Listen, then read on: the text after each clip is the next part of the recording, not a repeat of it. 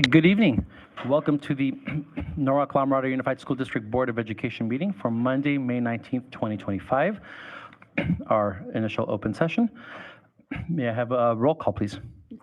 Ms. Free? Here. Ms. Amesqua? Here. Ms. Langenwalter? Here. Mr. Rios? Here. Dr. Vidari? Dr. Concio? And Mr. Bressoff. Here. Opportunity for citizens to address the board on closed session agenda. Are there any cards? We did not receive any cards. Anybody Mr. online No. We have people outside that want for closed session? for closed session. Okay.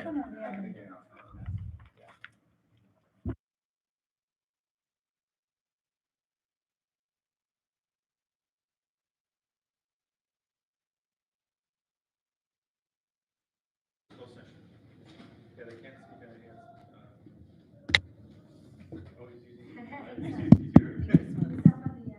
Test, test. Sorry.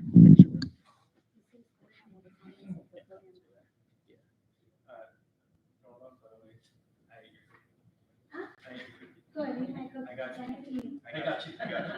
I still have one more left. So my competition is actually Dr. B, because she likes the same books as I like. So I just see, so it's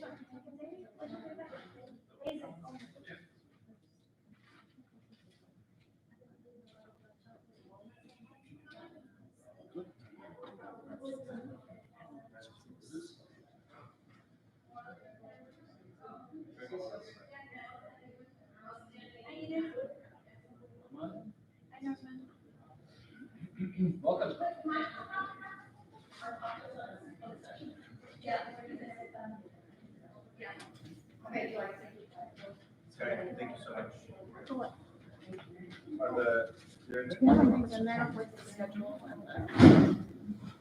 there any? There is one that I thought was. They're here to speak before closing. Sure. Which school? He's filling out the card. No, I'll serve the confusion then.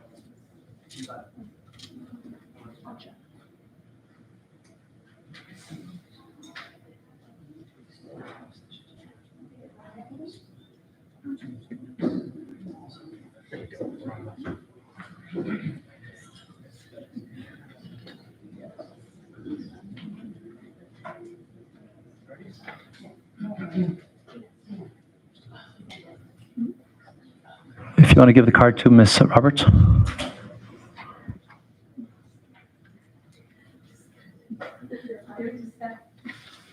You may over here. Thank you, I'm so sorry. You're fine. And then you'll have your comments right here.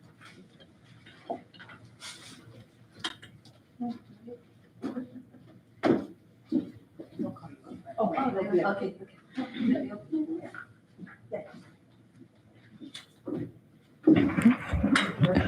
Kate, did you have one?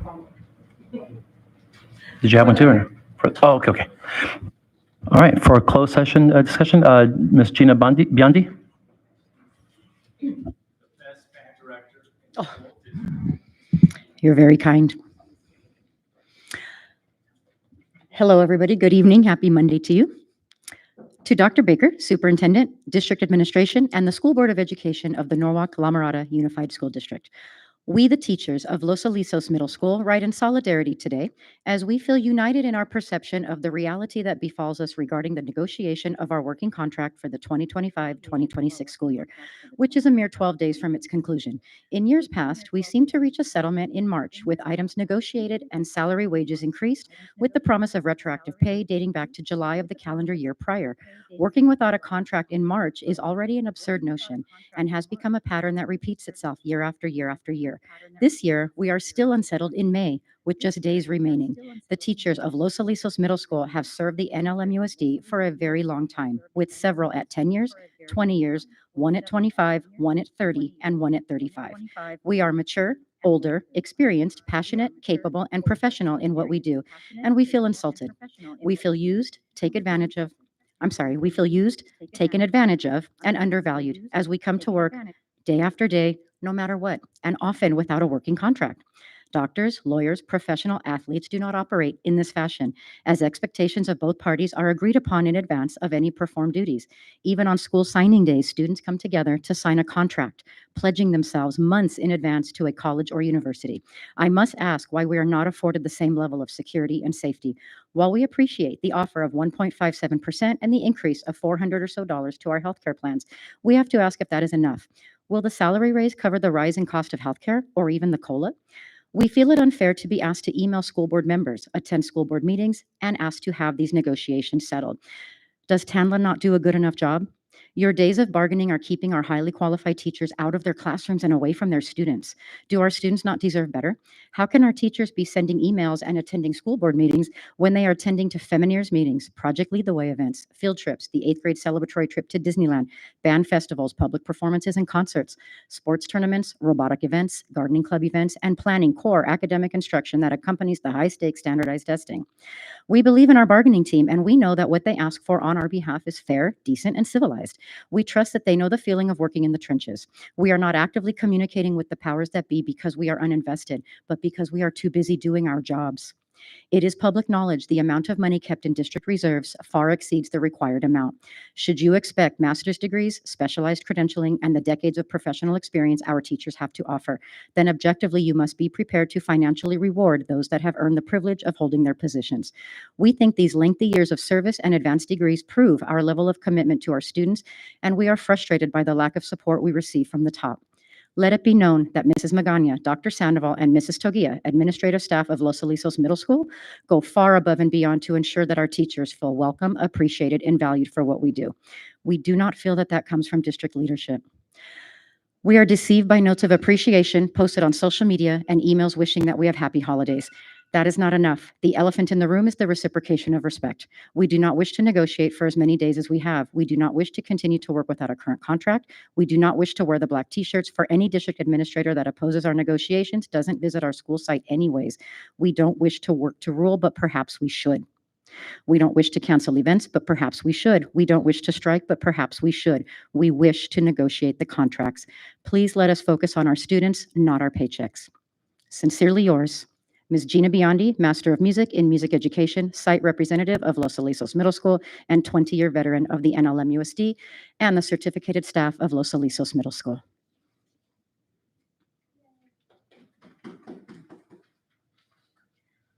Thank you. Are there any further cards? And nobody online? Okay, thank you so much. We will now move into closed session.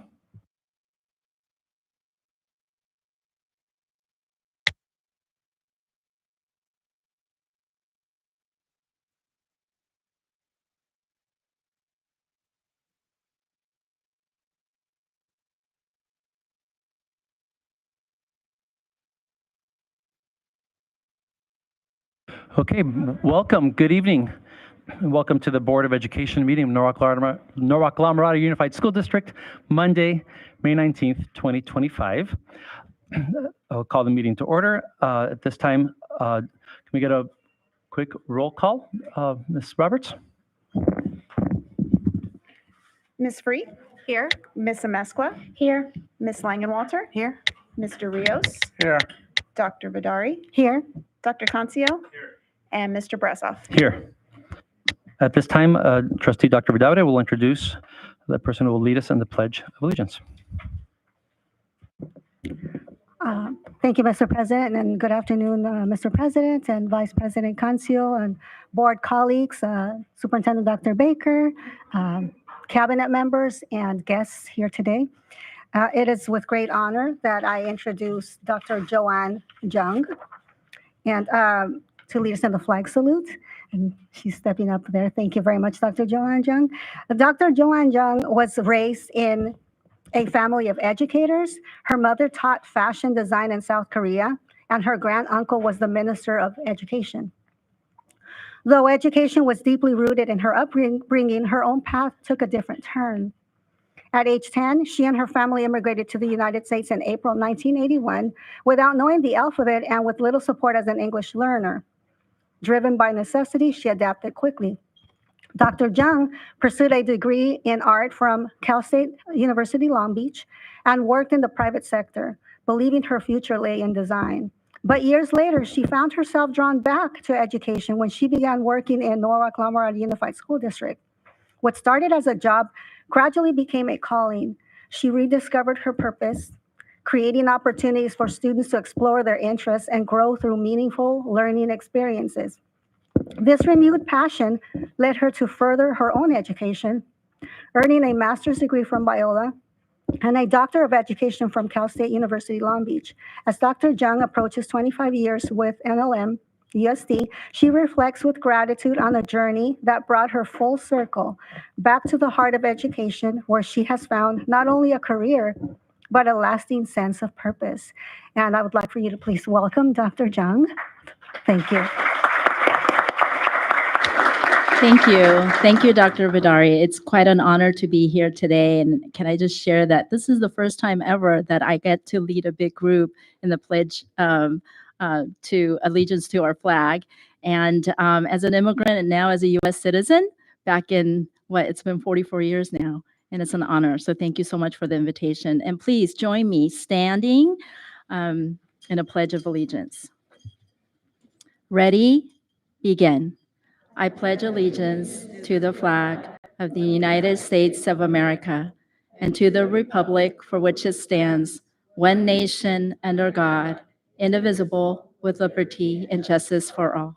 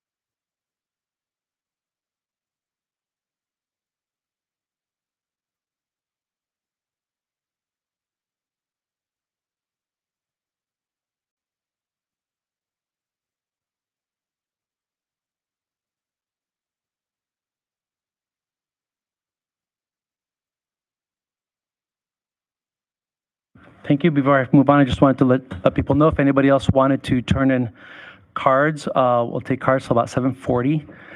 We won't be taking more cards after that. So if you're outside and you get a chance to sit in, or if you're inside and you haven't turned in your card, please make sure Mr. Chris Hargraves gets your card in the next 4 minutes. Thank you. At this time, any public announcements of action taken by the board in closed session, Dr. Cancio? There are no actions taken in closed session, Mr. President. Thank you. Okay, item number 4, administrative. Before we vote on this, there's going to be a correction on item 17A.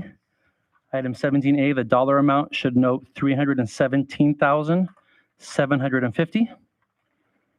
$317,750. And we will also like to close in memory of Mr. Mark Miller, former executive director of the Tri-City Educators. Mr. Mark Miller. Okay, can I get a motion to adopt the agenda for this meeting? So, I second. Okay, all in favor? All right, any opposed? Okay, motion carries. Can I get a motion to adopt the minutes, approve the minutes of April 7th, 2025? So moved. All in favor? Aye. Aye. Any opposed? Okay, motion carries. And 4C, motion to approve the minutes of April 14th, 2025. Okay, all in favor? Aye. Aye. Any opposed? Okay, motion carries. And now we reach time for recognitions. Mr. Hargraves. Thank you, President Brashoff, and good evening to everyone. Good evening, Board of Education, Dr. Cancio, Vice President Dr. Cancio, fellow board members. NLM, USD, exec staff, and everyone here in attendance today. As you can see, we have a lot of people in the house. We have a lot of great things happening in our district, and this is a great time to be able to celebrate all of that's been going on. Earlier today, we celebrated our top 4 from each high school, and I thought that we should give them a round of applause before we start there as well. Thank you. Tonight's all about celebration too as well. So we're going to bring up some people that talk about exactly why these recognees are being honored. And so we'll start off first. We'll have our Board of Education come on down to our stage here so that we can hand off some of these certificates as well. President Brashoff, make sure you're closest here to accept. This will be our receiving line here. And we'll also have our Superintendent, Dr. Baker, join that as well. So what we'll do is we'll have someone, one individual come up to the podium, deliver a few words about the recognees, and then we'll have them come up to the stand here, take a photo with the Board of Education. At that time, families are able to take photos of them as well. We ask that since we have so many people in the room, once you've been recognized, to please exit through the side entrance here so that we're able to get, if any recognees are outside, we can bring them inside as well. So we'll get started first with La Pluma Elementary, and we'll bring up Michelle Ramos to talk about our first recognition.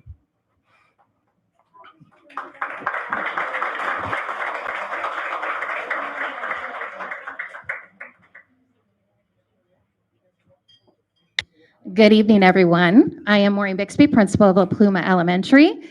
Good evening, President Brashoff, Vice President Dr. Concio, members of the board, Superintendent Baker, executive staff, and audience members. I'd like to introduce Michelle Ramos. She is a kindergarten teacher at La Pluma Elementary.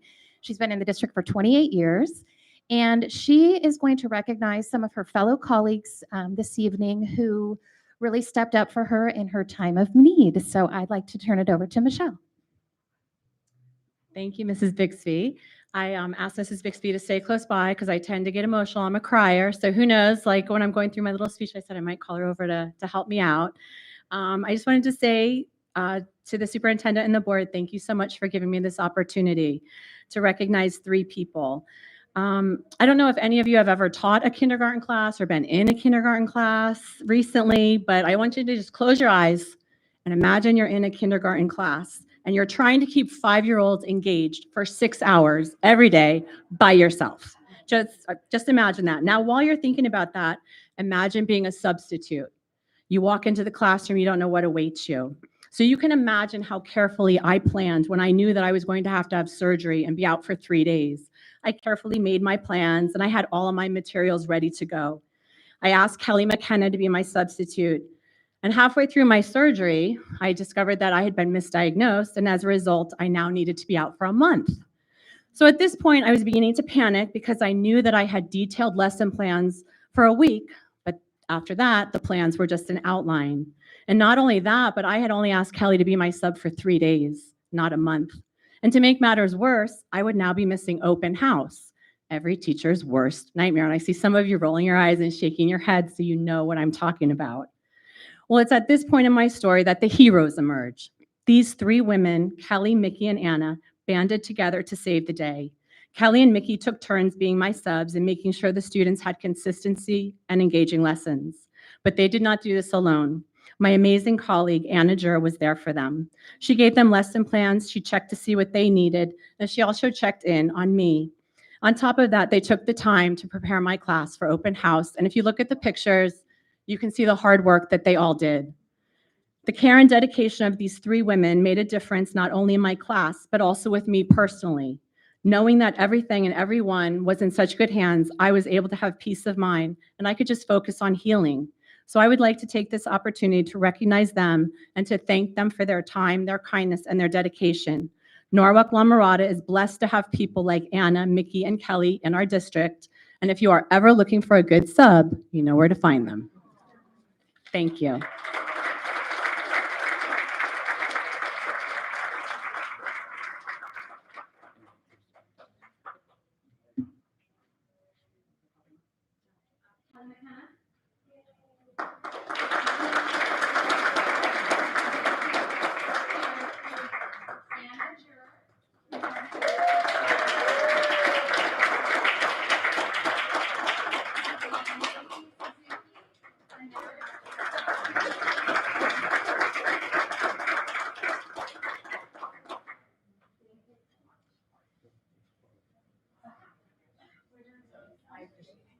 Yeah.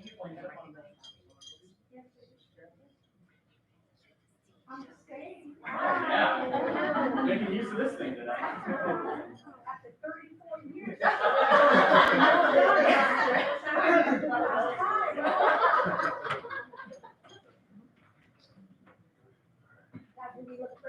Of course. Not even a question. All right, here we go. Ready? 1, 2, 3. 1, 2, 3. 1, 2.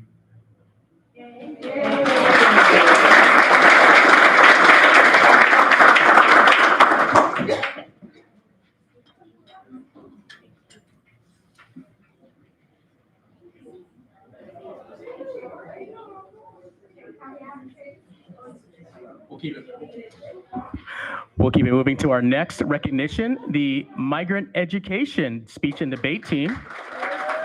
Yeah.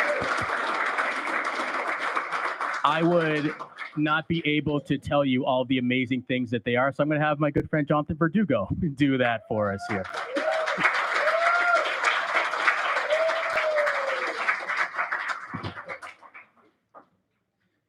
Hello, everyone. Good evening. Good evening, Superintendent Dr. Baker, President Brashoff, Vice President Dr. Cancio, all school board members, and all community members here present as well. First, I want to extend our gratitude for the opportunity to be recognized by the district. My name, like Chris mentioned, is Jonathan Verdugo. I am the K-12 counselor for supplemental programs, where I primarily support our migrant education program and our after-school programs. I also have the honor of being the speech and debate coach for this amazing group of students who you will meet momentarily. Now, before I introduce our students, I would like to take a moment to provide some context on the journey these students have taken this school year. All of these students are part of the migrant education program here in the district, which is designed to provide enrichment support through the areas of English language arts and mathematics. And one of the ways we provide the support to students is through our speech and debate program. Now, these students have dedicated over 150 hours this school year in preparation for the regional competition and state tournament. In the category of speech, students are expected to deliver a prepared speech where they are given a list of topics to choose from and develop a speech where they take on either the pro or con position. Students are also required to conduct research and provide evidence to support their reasoning. Students also deliver an extemporaneous speech where they are given a topic the day of the competition and they have 10 minutes to brainstorm their ideas and deliver their speech. At the regional competition, students deliver 2 speeches, 1 prepared and 1 extemporaneous. And at the state tournament, students deliver 4 speeches, 2 prepared and 2 extemporaneous. In the debate category, students are given a topic where they have to form arguments for both the pro and con positions. There are 5 roles divvied up within the team. We have the opener, who delivers the team's opening statement, the cross-examiner, who questions the opposing team's opening statement, the responder, who answers the questions from the opposing team, the rebutter, who refutes the response from the opposing team, and our closer, who summarizes the arguments for that round of the debate. It is an extensive and hour-long round of debate. At the regional competition, the debate team competes in 2 rounds, 1 for the pro position and 1 for the con position. And at the state tournament, the team competes in 4 rounds, 2 for the pro position and 2 for the con position. And now that you all have a better understanding of what the speech and debate team has undergone this school year, let's go ahead and meet them. I would like to start off with the students that competed at the regional speech and debate competition hosted by LACO here in Downey. Awesome. And so I would like to first call up Rodrigo Bartolo, 7th grader from Los Alisos Middle School.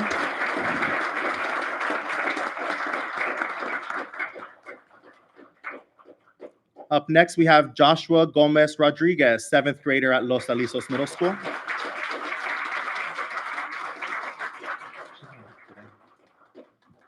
Up next, we have Mia Quintero, 7th grader at Los Alisos Middle School.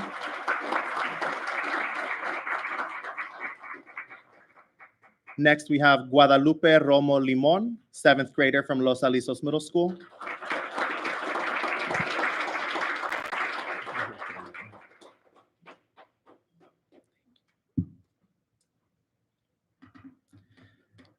Up next, we have Isaac Guzman, ninth grader from Southeast Academy High School.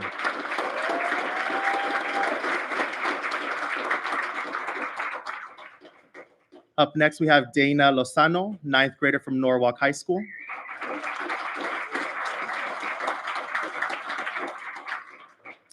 And next, we have John Rico, ninth grader from Norwalk High School. And Gerardo Diaz-Gil, 10th grader from Norwalk High School. So each of these 10 students, or 8 students, 2 were missing today, competed at the regional competition. And the following students ranked first at the regional competition and qualified to represent our district and Region 10, Los Angeles County, at the State Speech and Debate Tournament in Monterey, California. And so I will begin with our next student, who was Tanya Guzman, 6th grader from Los Alisos Middle School. And Tanya took home 2nd place in the English extemporaneous speech at the state tournament.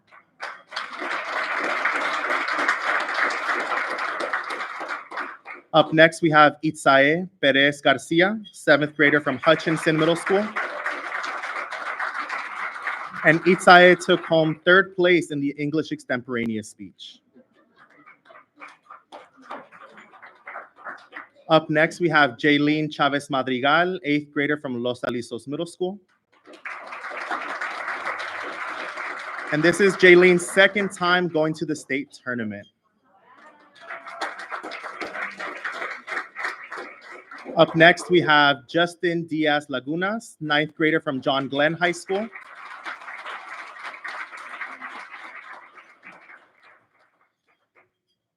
And Emmanuel Salazar Lira, from 11th grader from Norwalk High School.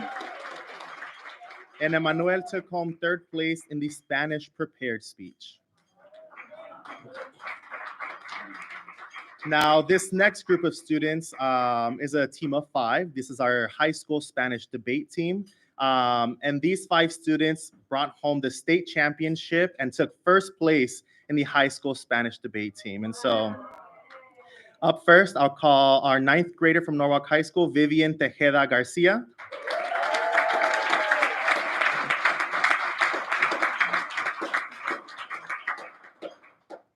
Next, we have Haiti Alfaro, 11th grader from Norwalk High School.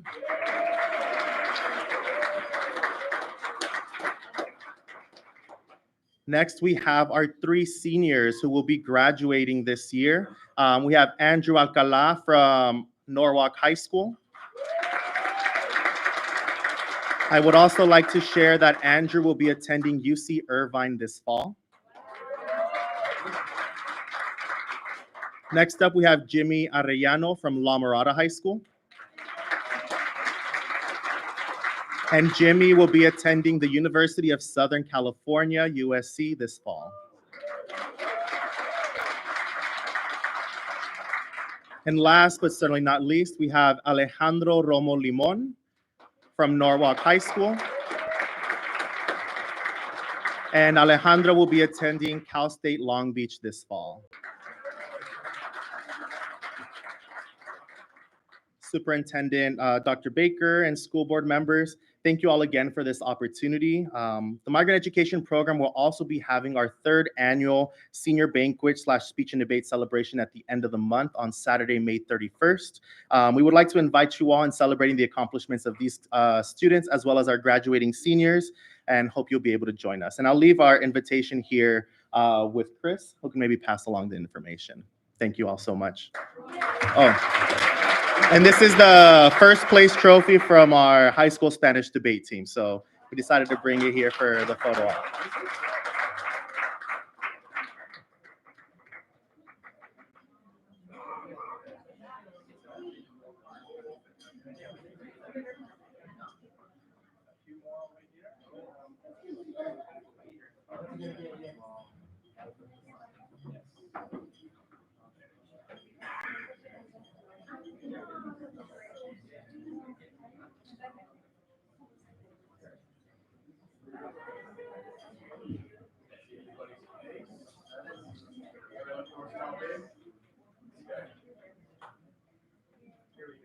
Ready?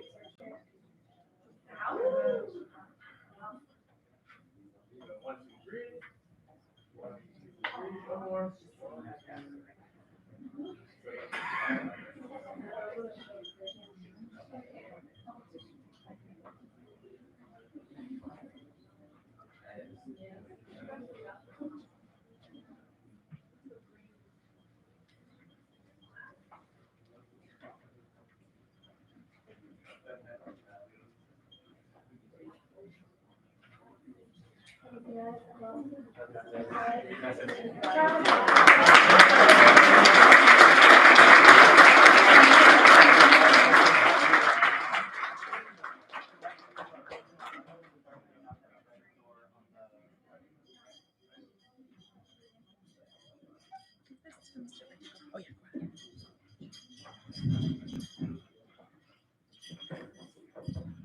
Once again, thank you to our recognees. She did such an amazing job.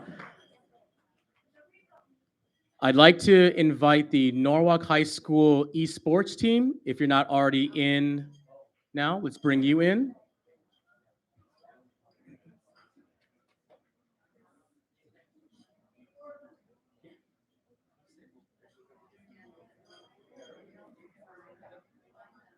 Yeah.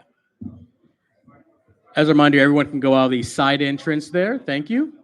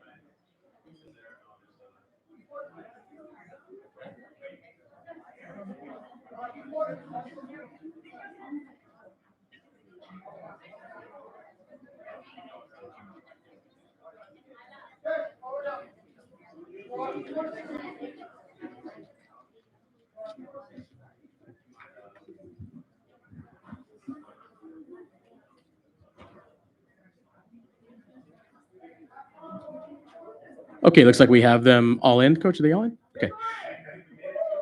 All right, I am going to invite Mr. Benjamin Hobson here, their coach, to say a few words about the team. Sure. All right. All right. Thank you for your time, folks. Thank you for being here. My name is Ben Hobson. I'm a teacher at Norwalk High School in my 7th year of teaching, proudly here in the Norwalk-La School District. For those of you that are unfamiliar with my program or the letter E in front of the word sports, esports is an incredibly young and new way to compete, not just here in the high school, but in the landscape of competing. We are competing in a variety of different video games. The students that you see in front of you here competed primarily in Super Smash Bros. Ultimate, Marvel Rivals, and Valorant. And that's only a few. Some of these students have been competing at Norwalk High School for 4 years and have competed in many games outside of the ones that I just mentioned. The program is also relatively young. If you're going to compare it to the other traditional sports at the school, we've only existed for about 6 years. We existed through COVID-19. We existed after the fact, where now esports at Norwalk High School is a full-fledged pathway, a 2-year pathway that I'm very proud to say we have somewhere close to 50 students participating in, and I'm hoping those numbers only become bigger and bigger as the years go on. I'm very thankful to Dr. Olea and the admin at Norwalk High School for embracing esports, which is so non-traditional and hard to get behind. When you hear it, at a surface level, it sounds maybe not a whole lot serious, sounds maybe more like a time-wasting thing. I'm proud to say I've had 3 students earn scholarships through esports and go to schools across the country, not to mention schools here in California. I'm proud to say that my seniors are more often than not going to Cerritos College, going to 4-year universities, and continuing their career in esports. And a few of the students up here, not to mention ones who have graduated, tell me that this is the reason they want to be at high school. A lot of students in my program would not be engaged in anything else at Norwalk High School if it was not for this program. We are engaging many students here who would otherwise feel left out, outcast, not seen. And this program has a lot of value, not just to me, but to the students. I also want to say thank you to Dr. Jung and the rest of the CTE folks who have also embraced my program quite a bit. I talked to a lot of other esports programs around the county, around the state, and I've moved 300% past where some of these other school districts are, where LAUSD is, or where bigger districts in central Northern California are. I want to thank District ITS for also embracing us. They are very, very accommodating for us. You know, once again, a lot of people, you'd ask them, hey, please unblock these video games for me on the school network. And they're like, who are you? Thank you to the entirety of ITS, and not to mention Dr. Jung, Dr. Olea, too many people to thank. So this is about half of my program. Norwalk High School has a program of about 63 students. So what you're seeing here is somewhere close to half of them. This year we competed in CIF for Super Smash Bros. Ultimate, and we are division champions. We went undefeated in our season 9-0.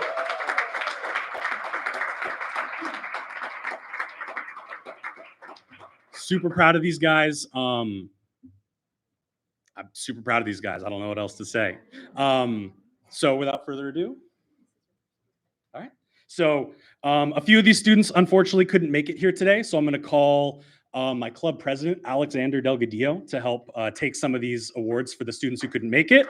Starting off with team captain Donovan Valladolid, who could not make it tonight. Okay, what's up? Just hold on to it for him. Yeah. All right. Next, Ederman Chun.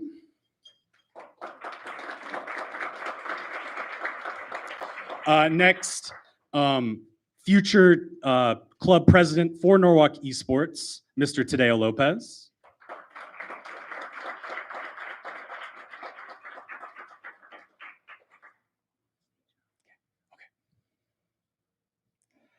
Mr. Kosi Agata.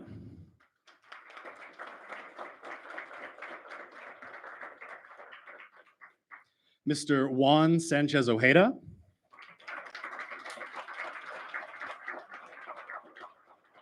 And Mr. Matthew Galvez. All right, cool. All right, so let's go up on the podium.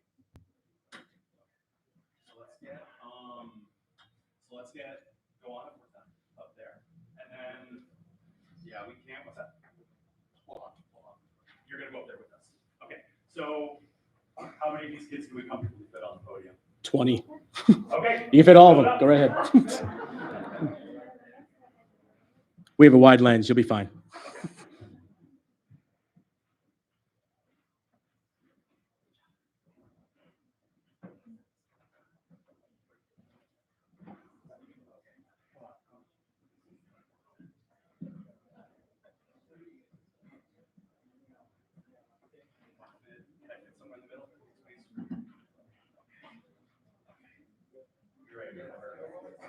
I guess, yeah, okay. Here, come on, Ted, come up here with me.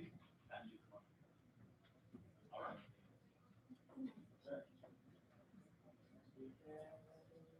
Here we go. Ready? 1, 2, 3.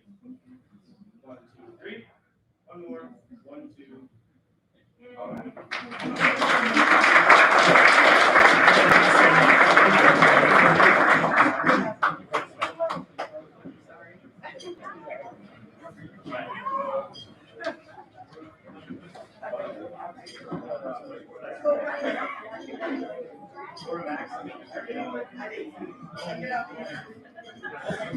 We'll move on now to the John Glenn Esports team. John Glenn Esports. Make sure everyone exits out of this side entrance here, so we don't have too much logjam.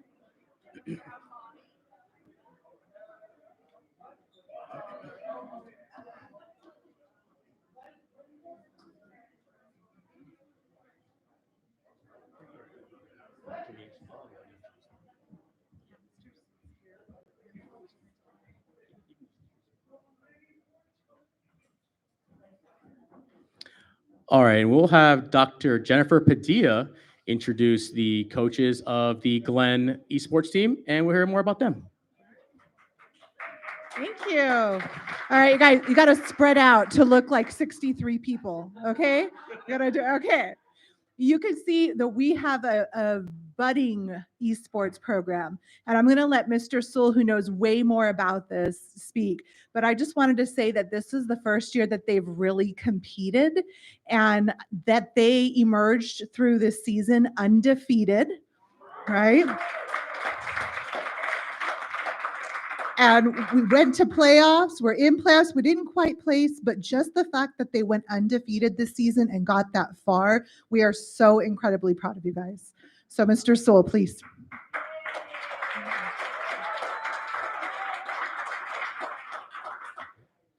So, yeah, thank you, Dr. Padilla. Oh yeah, I mean, we're not that many as Norwalk. We've been there like a third of the year that they've been in, but however, these guys have been. Last year was the growth year. This was the harvest year, and they did a fantastic job. They put in their hours. Our season is actually spring, but they've been putting hours in like fall and spring, coming out to practice. And yeah, we're in a different league. Well, I mean, different region. So I'm glad the district got 2 division champs, right? So I'm really happy about them. Okay. And so one of our other assistant coach, he was not able to make it tonight because he got a phone call from his family, so he couldn't make it. He got a call at 6. We're like, oh no. So I'd like to share, share this thankfulness with Mr. Sean O. Yeah, please give it. Yeah. And yeah, I will read off the names. So 2 of our players could not make it due to time conflicts, and just like Norwalk's team, our president is not here. Alex Serrato, I would like to. Well, I'll pass this on to Bakewood. Thank you. Very special player. He started everything. Giovanni Rodriguez.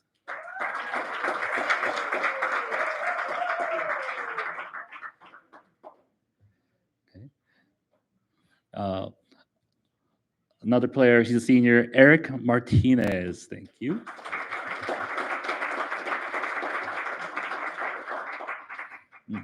And this player came out to all the practices, did not miss anything. Well, once, I'm just kidding. Guillermo Jimenez, thank you so much.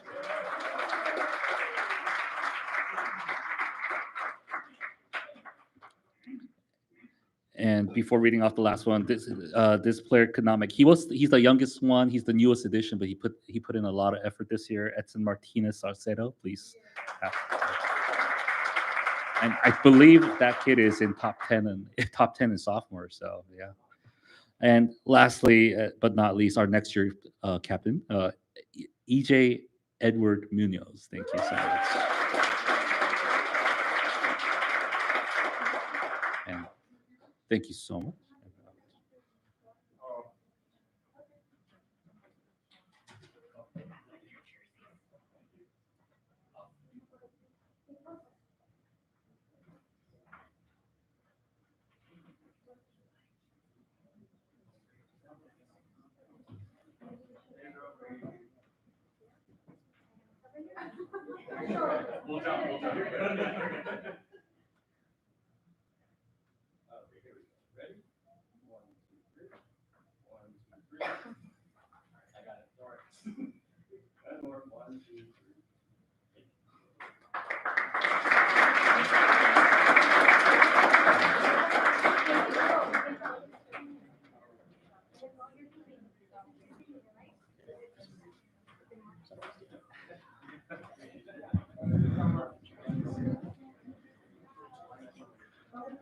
Thank you, John Glenn. And let's give a round of applause for, again, both of the esports teams and their amazing seasons this year. Unbelievable work.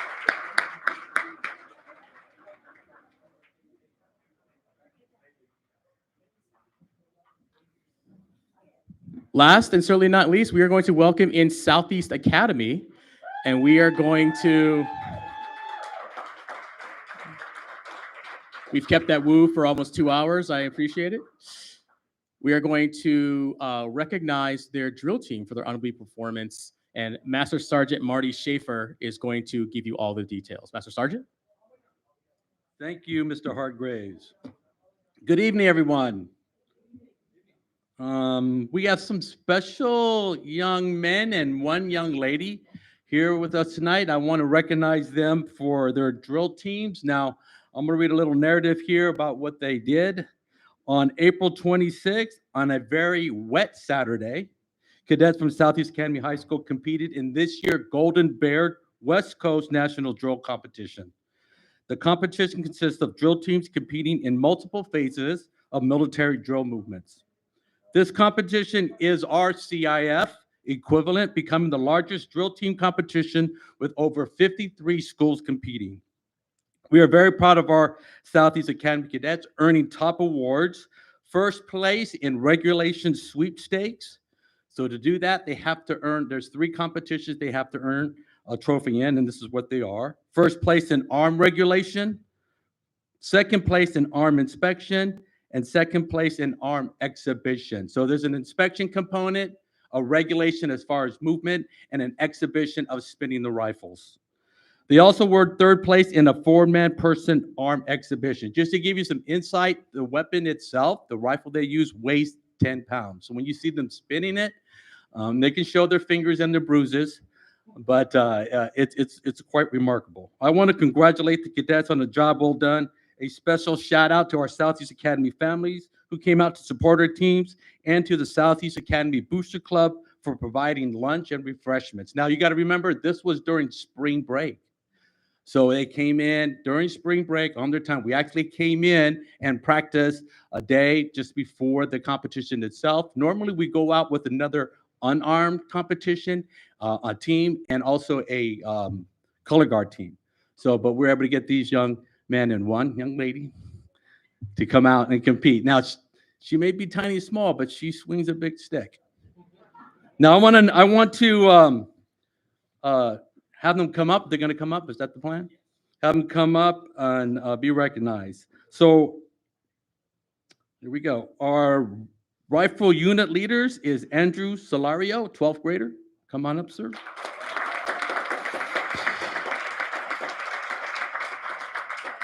Aiden Can, 10th grader. Armando Villalba, 12th grader. These are our unit leaders, put countless hours getting their teams ready. Also, we have the rifle personnel. We have Jonathan Batches, 11th grader. Andrew Corolla, 12th grader. Manuela Rodriguez, 10th grader. Daniel Vasquez, 12th grader. Joshua Garcia, 9th grader. Christian Garcia, 11th grader. Joe Moreno, 9th grader. Armando Lopez, a 10th grader, and Aaron Hernandez, a 9th grader. For these young 9th and 10th graders to be on this team, just proves that, you know, their expertise to be on this team and compete in a national level. I commend them for that. And I also want to commend the support we get from Dr. Padilla, also the district staff. It's always fun to go out there, and our parents, especially our parents. And I'm not forget our custodian, Miss Lori. She's always out there helping us. And not just on the day of the competition, but also those days where, you know, we're competing and we need those little things, and they get cuts and bruises. And she's always wants to help and see how she can help get them all together. But again, thank you very much.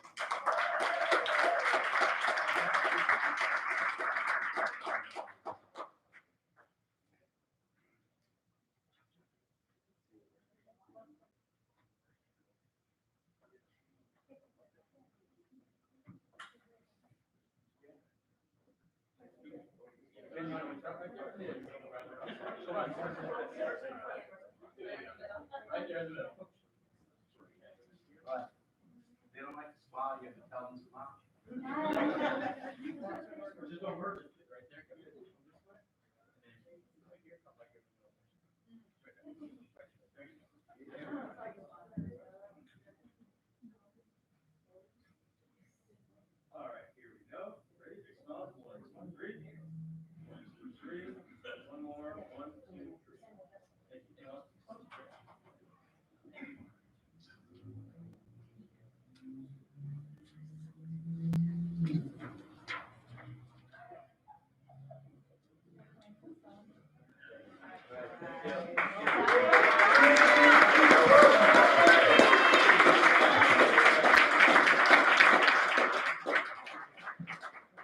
Thank you again to all of our honorees tonight.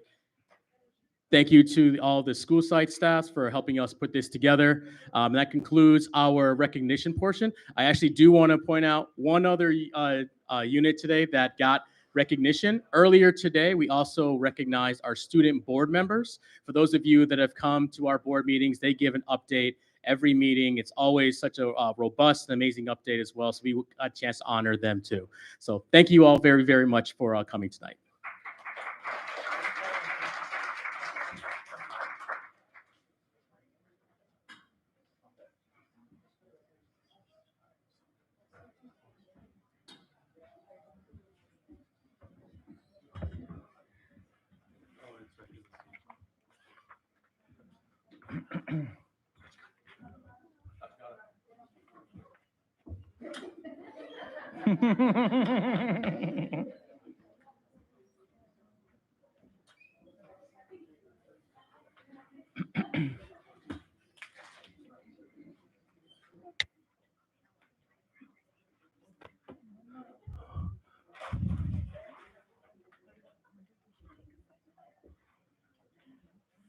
Real quick, maybe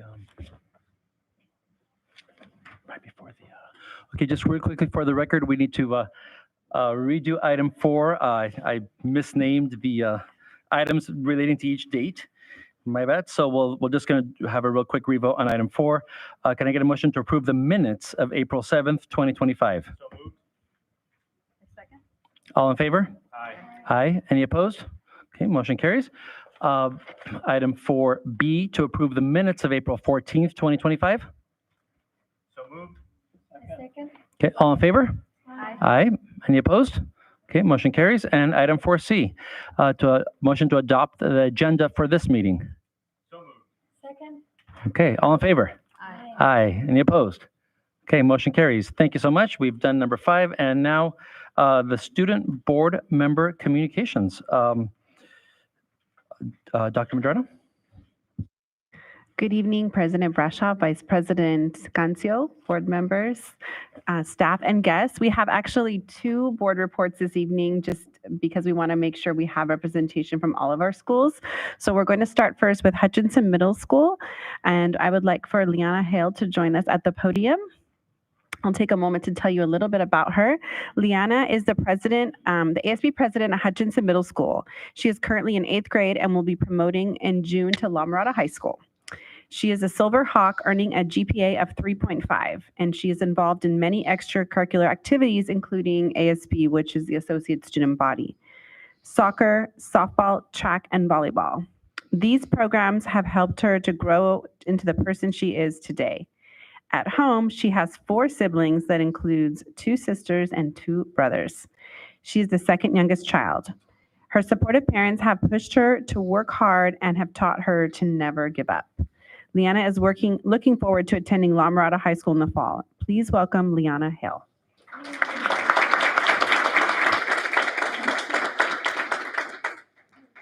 Good evening, Board President Brasov, Vice President Cancio, board members, Superintendent Dr. Baker, and guests. My name is Liana Hyla, an 8th grader and the ASB president of Hutchinson Middle School, an award-winning STEM magnet school. Thank you for inviting me to share about the wonderful events happening at our school. Hutchinson most recently earned the recognition as the PLTW Gateway Distinguished School and as an Apple Distinguished School. As an Apple Distinguished School this year, Hutchinson exemplifies a school that uses Apple technology to inspire creativity, collaboration, and critical thinking and learning. We are one out of almost 500 schools in the world that have earned this recognition.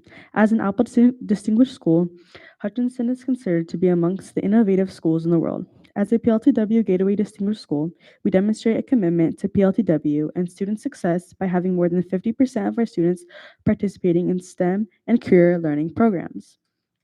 Now for our sports. Our boys soccer team placed first in the winter sports tournament, and our boys softball team placed first in the spring sports tournament. We also had our district honor band performance not too long ago, where we had 54 students represent Hutchinson, which is the largest group of students selected from a school. We are very proud of our hardworking and devoted band program. There are also many exciting events taking place at Hutchinson Middle School.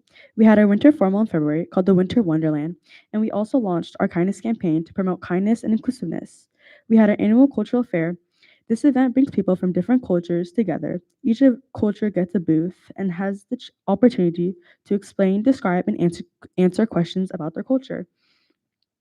Around a month ago, we had our Say Something Week to help show students they have a way to ask for help and promote school safety while still being anonymous. Every month, we highlight a different ethnic group that represents our community and character traits by putting up posters, making announcements, and having lunchtime activities. We hold pep rallies before school to encourage our athletes before sports tournaments. Around 2 weeks ago, we had our Pump It Up Assembly to motivate students for the state SBAC assessment, which was also organized by ASB. The next fun event we have planned for the students is Field Day, where we are bringing a variety of different carnival games to build community and school spirit. At Hutchinson Middle School, it is important to increase the school spirit by having school-wide activities that are inclusive and fun. Hutchinson Awards winning STEM program is further enriched by its after-school clubs like Femineers, Vex Robotics, and Scratch Club, which teaches our students to think critically, collaborate creatively, and apply real-world problem-solving skills through hands-on learning experiences. I am very thankful to be representing Hutchinson Middle School today, as it is a wonderful place to learn and grow, and become the best version of yourself. As you can see, Hutchinson Middle School has many wonderful opportunities for all students. Thank you for your time and giving me the opportunity to share about the great things happening at Hutchinson. I hope you enjoy the rest of your evening. Thank you.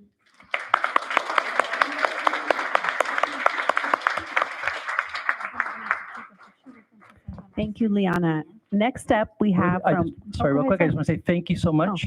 That was wonderful. Thank you for filling us in on all the great things happening at Hutchinson. I mean, goodness, more than half the kids in Project Lead the Way, Apple Distinguished School boys and girls soccer first place, among the other great things. Thank you so much for sharing with us. Thank you. Next up, we have from Wait Middle School, Jasher Marcelino. If you could join me at the podium here. Jasher is a standout 8th grade student whose leadership and academic excellence have made a lasting impact at Wait Middle School. He currently serves as the ASB president and Cadets Command Sergeant Major in the Wait Leadership Program. A confident and driven leader, he recently earned a silver medal at the Skills USA State Conference.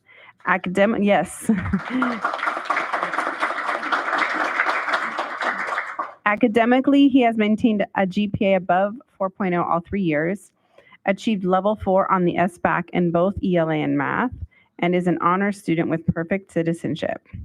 He will be recognized for his 3 years of dedicated leadership. Jasher will attend John Glenn High School in the fall, where he has plans to pursue dual enrollment and graduate with an associate's degree. Please welcome Jasher Marcelino.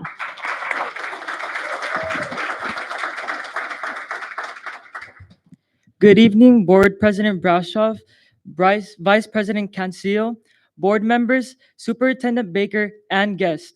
My name is Joshua Marcelino, and I have the honor of serving as the ASB President of Wait Middle School and as the Cadet Command Sergeant Major of the Wait Leadership Program. Over the past 3 years, Wait Middle School has provided my classmates and I with an extraordinary and enriching educational experience.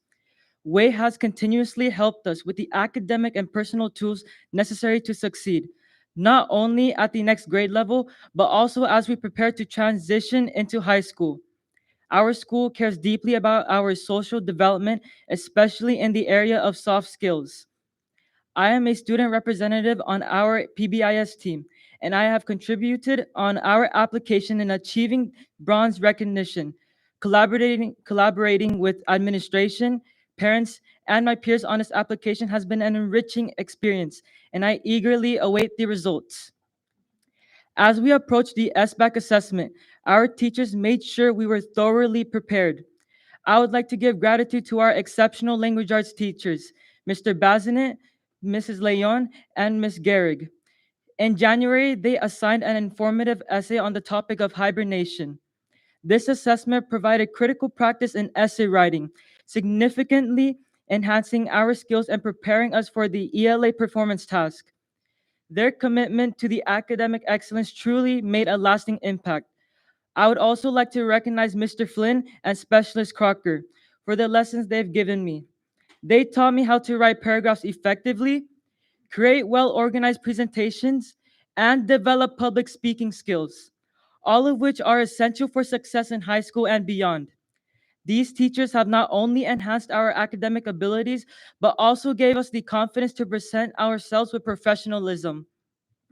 One of the most remarkable aspects of Wait Middle School is our leadership program. Just before spring break, our cadets competed at the Skills USA State Conference in Ontario, which 2 of our teams earned silver medals and 3 earned gold. As a result, those gold medal teams will advance to the national competition in Atlanta, Georgia this summer, which will be the 2nd year in a row. In addition, WLP has earned numerous awards throughout the school year. These include placing 2nd in the Southgate Christmas Parade, one of our color guard teams earning 3rd place in varsity division at the Fontana High School drill competition, and 2 color guard teams placing 3rd in varsity and 2nd in junior varsity at the Redondo High School drill competition. It is worth noting that we competed against high school teams, making our success even better. The leadership program has profoundly influenced my personal development. It has taught me essential life skills, discipline, and character, all of which I will carry with me into high school. I am confident that future cadets will continue to elevate the program to even greater heights. As the school year comes to an end, promotion is on the mind of 8th graders. Our school has offered us numerous opportunities to ensure we are able to successfully promote, including Saturday school sessions, Alex lessons, the opportunity to submit missing assignments, and second chances. These resources reflect the school's unwavering dedication to student success and academic growth. The teachers and staff at Wait Middle School have consistently gone above and beyond to support, inspire, and prepare us. I am deeply proud to be a part of this community and to call myself a Wait Panther. Thank you for your time, support, and for allowing me the privilege to speak with you this evening. And again, thank you so much. Well done, Jasper. Thank you. Thank you. Well done.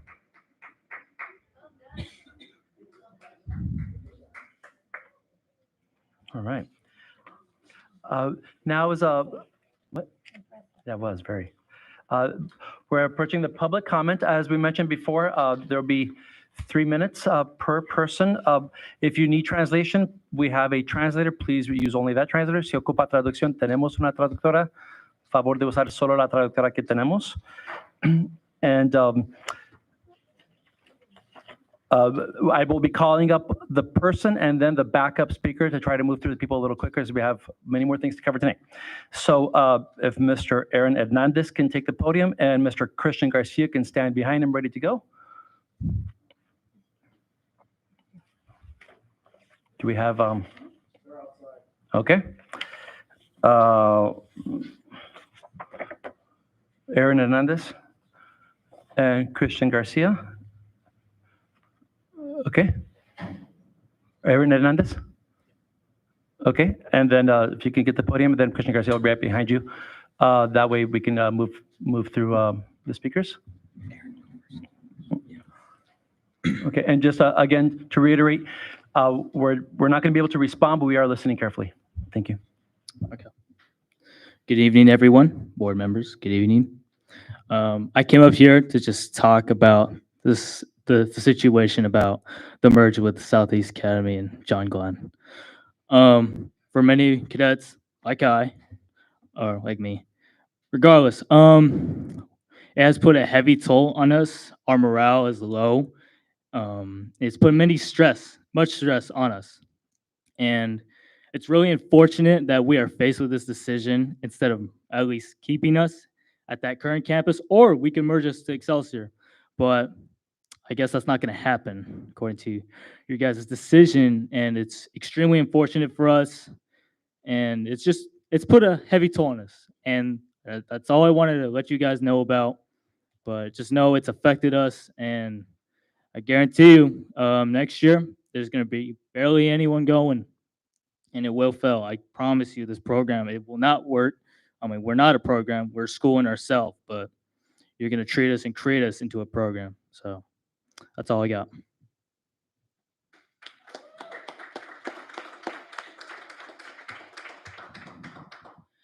Good evening, everyone. My name is Aaron Hernandez. Good evening, board members. And I just want to talk about the situation about the merge with John Glenn and Southeast Academy. This is my second time board meeting right now, so I'm gonna give it all. So here's what I'm gonna start off. Since we're actually gonna merge to John Glenn with Southeast Academy, I was just hoping if we can actually try to make a deal or something like that to merge with Excelsior, because I feel like that would be mostly best for us, because us cadets mostly like we don't really fit in John Glenn. Basically, I'm just gonna say that. So I just feel like Excelsior is just gonna be the best option for Southeast County to get our momentum up and hopefully be like an actual school at this point. Because if we actually merge with John Glenn, it's just like us cadets is not gonna get used to John Glenn over the years, basically. So I'm just hoping if you can guys just merge Southeast County with Excelsior, that will be best for the whole school and for the future of all the cadets in the school. Thank you.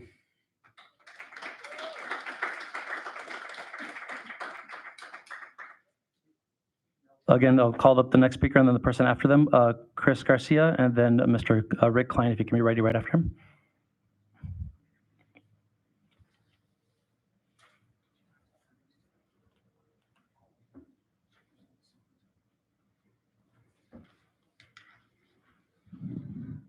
Good evening, board, superintendent.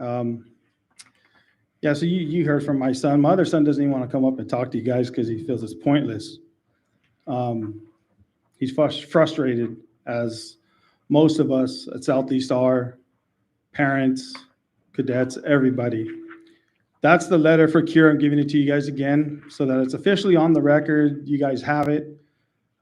Seems like you don't seem to want to respond to it because I gave it to you on May 8th. So you have 30 days from there to respond. I'm hoping you'll do the right thing, respond in kind to do the cure, and put it on the agenda for us to speak about. We actually should be having a study and speaking about this more in depth, considering the effect it's having on the cadets. A bigger concern to me is why the hell is Grapevine Construction showing up at board meetings? I'm very concerned about that. I'm also concerned that they've been talking to you guys for over a year, that it's also in the minutes. Mr. Jacobson, you've actually responded about that. I've seen the minutes on that. So it's very interesting that when I didn't know they were actually speaking to you guys this whole time I've been bringing it up, you guys already knew about them. So I wonder what it is they're promising you guys. Which ones of you are dirty? It's really annoying that this stuff goes on. A lot of people in Norwalk told me about this stuff when I was going door to door. They told me about this stuff going on. And it's really, really sad. So I'm hoping at some point you guys will grow a conscience and do what's right, at least for the people being able to speak their mind, and you guys actually hearing them before you come up with this nonsense vote like you did. Actually, you should actually vote what was on the agenda. What you guys put on the agenda, not us, you guys. I shouldn't have to be telling you this stuff. You should have voted either to keep it where it's at or move it to Excelsior. You broke the law. You broke the Brown Act. And you don't seem to care. And that's not a good look for Norwalk-La. It's not a good look at all. It comes down to you guys don't care about the parents or the students. And it's becoming glaringly obvious that pride is coming before you guys doing the right things. 4 of you voted the wrong way. If this goes down the road and you're going to continue down this way, I will make it my life's work to recall 4 of you. And I will recruit those who are going to go up against you. And I will be one of them.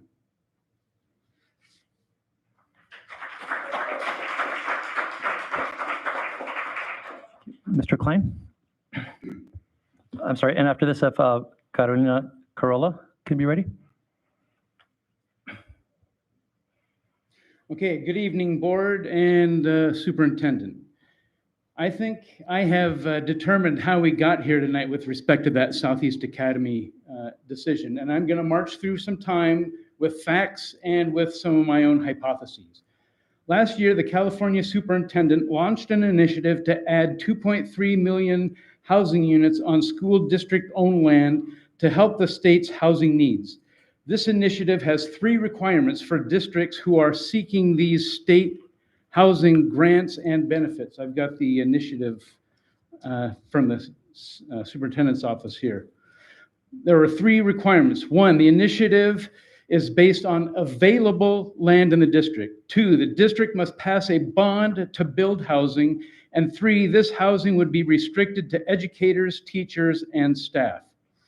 In January of 2024, at a district advisory board meeting, and this was mentioned by Chris, and I quote, Rob reminded the DAC that Grapevine Development was present at the last meeting and suggested that they wanted to give a presentation as to what they saw for these properties. That is Mr. Jacobson, not Dr. Concio. So I intuit the following. I conjecture it seems for years the grapevines of the world, like parasites, have been hanging around and trying to tease out development deals with our district. I further conjecture that Grapevine Development or a similar company finally convinced some of the board members, especially those who are affiliated with real estate and or property management, to press for a deal. I further conjecture that many options, including maintaining the status quo in the district and the schools, and other pre-existing vacant properties were not presented as alternatives because for some time the board and the district have been negotiating with Grapevine Development or the like. The fact is, we have a 24 March board meeting with alternatives, albeit sham alternatives, and a vote taken on an option not on the agenda that is followed with a rush to vacate the Southeast Academy campus. This is taking an active campus and rendering it available for the state's housing projects. This is a school district whose sole purpose should be to educate students. It should not be an alternative housing development agency. This board has failed these students, and while making backroom deals that are not in the interest of the student, the board still refuses to answer our written requests and questions and remains cavalierly silent with the students and the public. Now, we have all made mistakes in the course of our lives, but we have a chance to correct them with new decisions that we can make now and change the trajectory. We are here tonight to urge the board to consider a vote to pause the transition bullet train, to consider other options, and to increase the transparency with which you are impacting the lives, students, families, and teachers, because the 2025-26 enrollment is already down 30% at Southeast Academy due to this decision.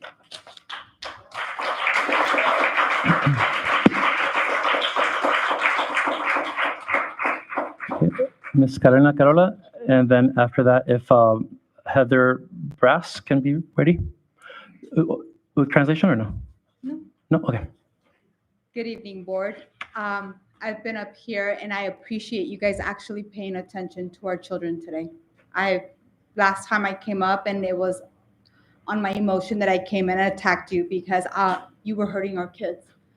But today, one of my kids came up here and he said, morale is down. What is the board doing to help Southeast kids' morale?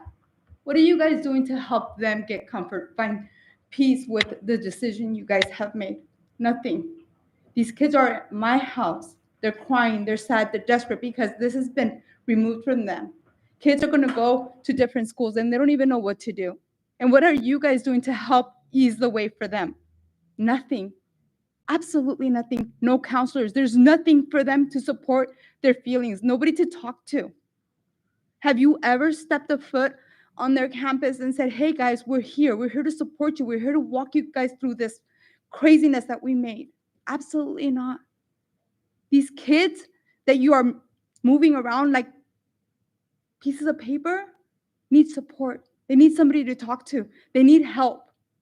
What are you guys giving them? Nothing. Help them. They're at my home crying. They're at my home asking for help. They're at other parents' homes. What are we going to do? Master is not going to be there for me. My teachers aren't there. Staff sergeant's not going to listen to me. They're going to be at different schools because their parents don't want them to merge. What are you guys doing for our kids? You guys already took their school. Forget merging them. Forget it. Forget the Excelsior. Build their school. Give them the support you guys should have given them from the beginning, and you never did. You never supported Southeast. If you had, it would have been successful. Help your students. Help them. How are you helping them? Let's merge them. Let's make them circus monkeys. That's how you're helping them. Be smarter.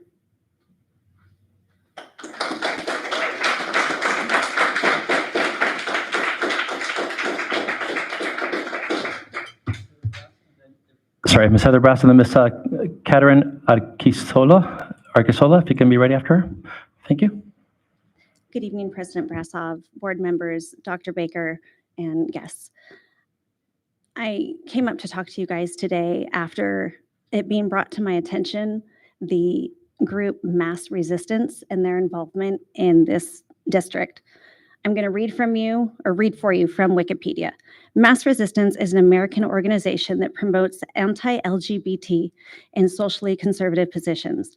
The group is designated as an anti-LGBT hate group by the Southern Poverty Law Center, in part for claims linking LGBT people with pedophilia and zoophilia, and claims that suicide prevention programs aimed at gay youth were created by homosexual activists to normalize and lure children into homosexuality. Sorry. Hearing those words about the LGBTQ community hurts because that's both of my kids. To know that there are board members that were brought into office by the efforts of this group hurts this mother's heart. To know that people out there could think that of my babies, that is awful. I went onto the Mass Resistance website and I saw pictures of this board members and our superintendent with this group that thinks these disgusting, vile acts about my children and friends. It hurts. And I want to know what you guys are going to do to make sure that my kids don't hurt like that they're not viewed that way by their school board. The school board's supposed to be here to support every student equally, and especially those that are the weakest. The school board should be supporting them. And I just want to know that you guys have my kids' backs and that you don't see my kids as that disgusting, vile stuff they say. That's all. Thank you.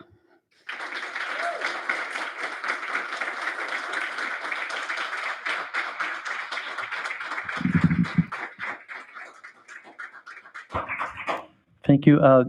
And Ms. Arkisola, and then Dr. Kathy Alvarez, if you can be ready after her.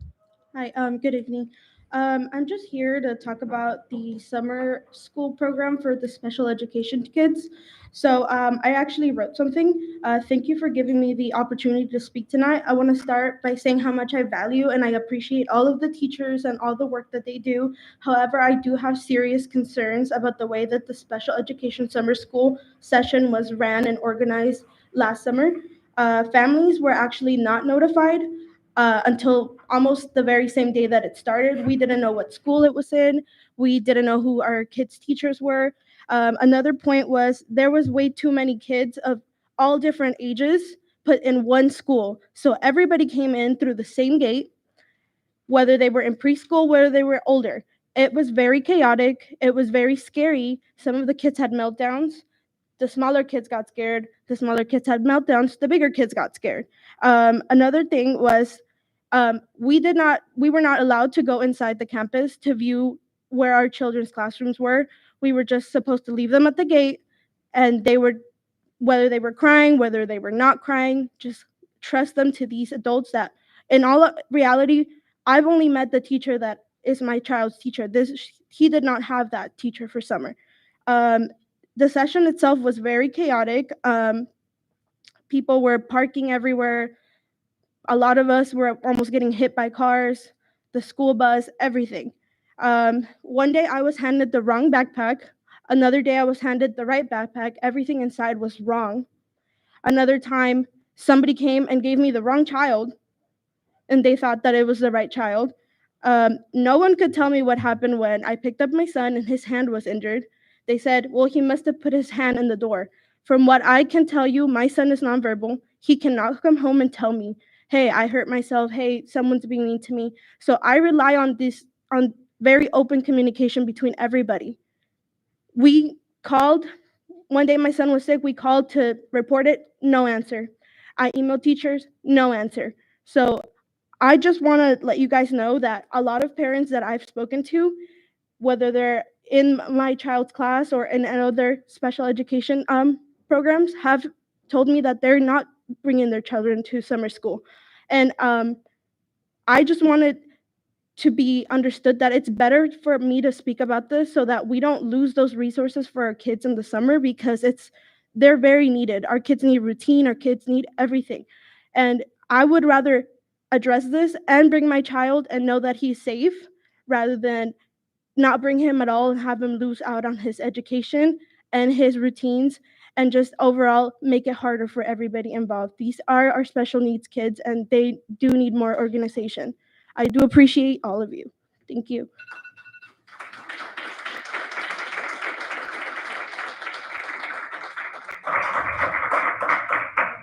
Dr. Alvarez?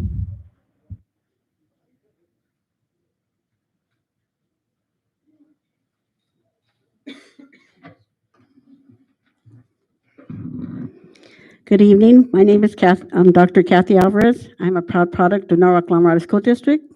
I went to Glacier, Los Alisos, and Excelsior, and I'm very proud to say I was Excelsior pilot. I would like to take a few minutes of personal privilege to honor one of our own. I'm sure you've heard of the WHO Awards that Tamla does. They honor their own. Well, I'd like to honor one of our own. Since it's coming to the end of the school year, we will be celebrating our students who are graduating, and we will be attending family and friends graduation celebrations. I thought it would be appropriate to celebrate one of our own, a dedicated scholar, our very own homegrown Dr. Robert Concio. I have known Rob for the past 4 years, and many people think I'm his grandma. People would tell me, I didn't know you were Rob's grandma. I would just say, I'm not, really. He calls me grandma, but he says I'm his grandma, and I say he's my grandson. Someone told me, if he sees you as a grandma, that's a big honor. So I'm honored to call him my grandson, and I'm very proud of him. Even his mom and dad call me his grandma. As I mentioned before, he is a dedicated scholar. The definition of a dedicated scholar is someone who is intensely focused and committed to their academic pursuits, demonstrating a strong work ethic, resilience, and a deep passion for their field of study. They are driven by a desire for excellence and are willing to invest the time and effort necessary to excel in their chosen area. Other core qualities they possess is integrity, tenacity, and independent thought. Independent thought jumps out at me about Rob because it means they are not afraid to question assumptions and explore new ideas, contributing to their own intellectual growth and the growth of their field. If you have attended any school board members, you know what I mean. Rob always asks questions. Rob is a dedicated scholar who is a role model for all our students. I know many students that know him and look up to him as a positive role model. I am honored to know Rob and would like to also share some of his academic successes. Dr. Robert Concio is a published scholar, combat veteran, former educator, and community servant. As y'all know, he presently is the vice president of the school board. He was raised in Norwalk, and he attended Moffett, Dahlin, Hutchinson, La Mirada, and successfully graduated from Southeast Academy. After graduating from there, Dr. Concio enlisted in the U.S. Navy, where he served as a cryptologist. Can't even say it. His military service included 2 global deployments and was marked by accolades such as in the Navy, Marine Corps, Achievement Medals, Iraq, Campaign Medal, etc., etc. Just so many things to say about Rob. Additionally, he has acquired certifications from Harvard University, the University of Florida, and Loyola Marymount University. Just this past Saturday, he attained another master's from USC in business. He is definitely a true lifelong learner, and I just want to congratulate him. I'm so happy that he's my grandson, and I'm very proud of him, and he is a great role model. And I had some, but I wanted to end with this because this is the march that I love.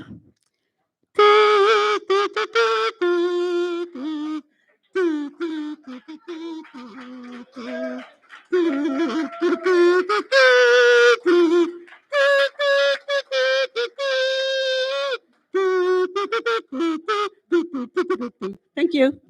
I had more, but see me later.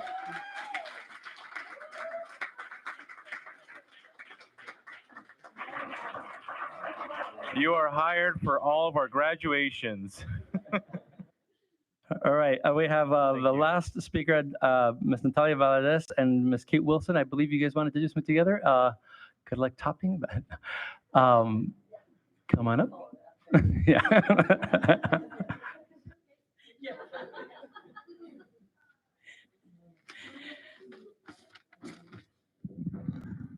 Okay. That was very nice. I'm not as nice, but I'm not hostile either. My name is Kate Wilson. I am a teacher at Norwalk High School. I've taught there for about 20 years. I'm here to talk about the State Seal of Civic Engagement. So just to give you guys a little background information, in the year 2020, the state of California created the State Seal of Civic Engagement. The goal is to encourage and create a pathway for students to become civically engaged in democratic governmental institutions at the local, state, and national levels. The idea is for students to see themselves as active participants in our democracy. This is also a way for us to recognize students who are already civically engaged. The city of Norwalk and many of the pathways at our school provide many opportunities to become civically engaged. At Norwalk High School, we have created a course, Ms. Valadez and myself, we've created a course to help students move toward earning that recognition. All students are welcome. This is not for your top tier students, this is for every student. Students set up an advisory committee or an advisory meeting with us. They complete modules on California history and Native American history. They also must attend a school board meeting or a city council meeting. We had about 10 here earlier, but I told them they would probably have to stay for an hour, hour and a half. They had to go home and do homework. So, they were here. Finally, students must complete a project of their choice that addresses a need in our community. They present their project to the social studies civic engagement team. Some students have found that when they emailed school board members, city council members, or other elected officials, not just you guys, that they don't always receive a reply. So I'm here to give you a little bit of context as to why they might be reaching out to you. And we also hope that you can respond. Students are often just collecting information for their project, as most of them choose to focus on something in the local community. We all play a role in engaging future generations in our community. This year, we have close to 40 students who will earn this recognition. Next year, we're hoping to grow that, maybe double it, and recognize even more students. Thank you very much for your time and support. And here's Ms. Valadez.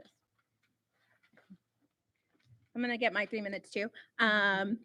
President Brashoff, Vice President Ganciel, school board members, and Dr. Baker, Norwalk High School is proud to announce that it's been named the recipient of the 2025 California Civic Learning Award, one of the state's highest recognitions of excellence in civic education. We earned the merit distinction, 3rd place for high school, just 3 points away from 2nd place. The award is co-sponsored by the California Chief Justice, Patricia Guerrero, and the State Superintendent of Public Instruction, Tony Thurman, and honors schools that demonstrate an outstanding commitment to engaging students in civic learning and preparing them to be informed, active participants in our democracy. We're deeply honored to receive this recognition. The Social Science Department works diligently to develop a strong foundation in civic education, preparing students to be lifelong engaged participants in our democracy. We look forward to expanding opportunities that inspire students to get involved civically, including we want to host a government lecture series next year where we invite elected officials to speak to students at lunch. We also get additional points for the district support. Points are added for our score for schools in districts with LCAPs that include terms and actions associated with civic learning. So we hope that's something that the district can do. And I just want to thank the members of the NHS Government Club for leading the effort with a meet and greet and a mock election. And we want to especially thank current board members, Mr. Rios and Ms. Ray, for attending our meet and greet last fall. That was one of our events that we included in our application that helped us get this distinction. And thank you to board members, Dr. Gansio and Mrs. Langwaller for attending as well. So that event really helped us score high and earn the distinction. So we want to thank you for your support, and we're looking forward to attend hopefully next year the award ceremony in Disneyland. So thank you.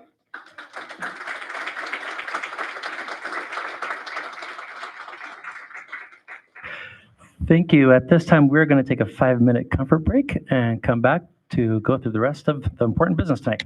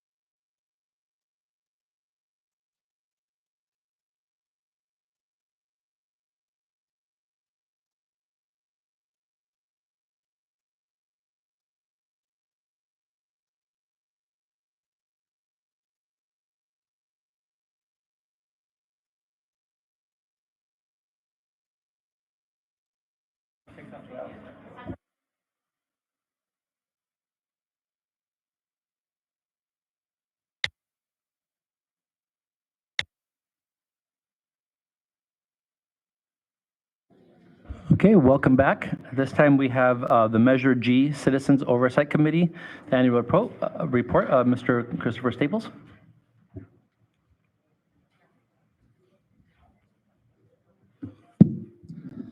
Thank you, President Brassoff, Vice President Concio, board members, our incredible superintendent, her cabinet.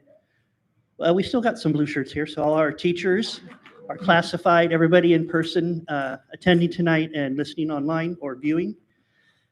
Tonight, I'm going to submit the annual report of the Measure G Citizens Oversight Committee to the Board of Education for the Norwalk-La Unified School District for the period of July 1st, 2023, ending June 30th, 2024.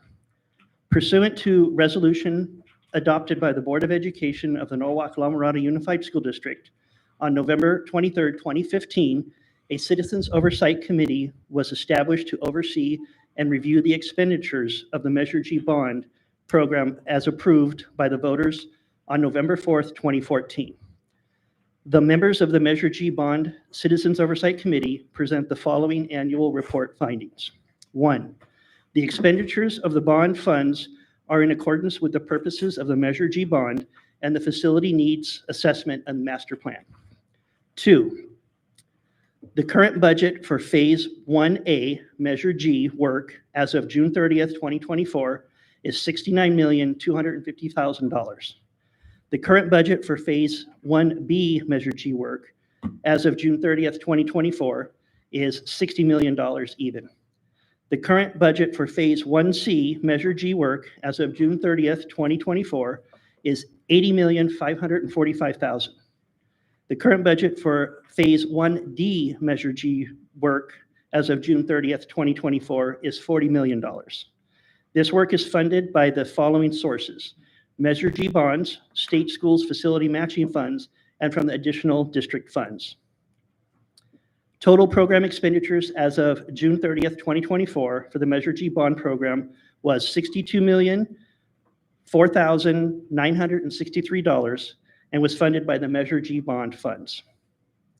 The Citizens Oversight Committee is satisfied that the expenditures made in the calendar year July 2023 through June 2024 are consistent with the terms of the Measure G bond and the requirements of Article 12A, Section 1BC of the California Constitution. A summary of all meeting minutes and expenditure reports were attached and is further down in the doc. Respectfully submitted, Chris Staples, Chair of the Citizens Oversight Committee. Thank you.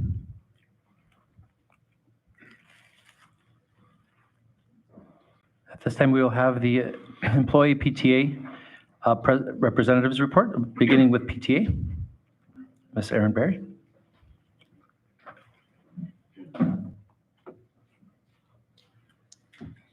Hello, good evening.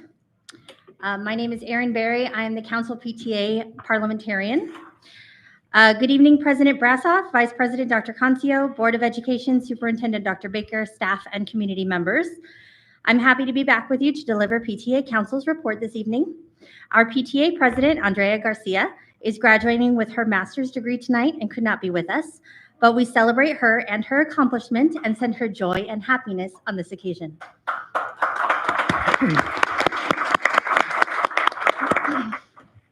As a council, we have 3,287 members as of today, with our highest membership units being Escalona Elementary and Garden Hill Elementary. On May 1st, PTA Council celebrated the birthday of PTA by hosting our annual Founders Day event. We awarded 4 well-deserved awards that evening: Outstanding Teachers Award to Mr. Jim Morin, Continuing Service Award to Mr. Chris Moton, Honorary Service Award to myself, and I did not award that to myself, just so you know, I was not on the committee. And our highest honor that we can bestow, the Golden Oak Award to Mrs. Karen Morrison. I know that I don't just speak for myself when I say that we are all so honored and humbled to receive these accolades, and it has been a great opportunity to serve the students and schools here in Norwalk-La. I would like to thank the board members, superintendent, and our executive staff and our amazing principals for continuing to support PTA and for showing up to these events. We had several people here that are in this room with us that night. It really shows the units how much you value the partnership between the district and the parents. Most of, if not all of the units have completed elections for the upcoming school year. Some of our units just had elections this past week, but we are getting those rosters turned into 33rd District and then to state as they are coming in. Several of the units have updated or are in the process of updating their bylaws to include the new price increase at the national level. I am happy to say that Council, 33rd District, and California state dues have not increased, so it's just that $1 increase from national PTA. That increase will take place as of July 1st, but most families in the Norwalk-La School District will not see an increase at all. We will be having our last regular meeting of the school year this week on Wednesday, and then in June, we will have our in and out meeting where we will conduct new board members, say thank you to this year's members, and welcome the incoming presidents. This is always a really fun event, and I always look forward to meeting the new presidents. This does not actually take place at in and out, that's just what we call it. On a personal note, I would like to say thank you to the supporters of PTA. We cannot do what we do without your contributions and encouragement. In these uncertain times, PTA knows that we must continue to be a champion for all students of all backgrounds, as we are the largest and oldest child advocacy group in the world. I look forward to continuing to serve this district and this PTA council next year. And with that, I conclude my report.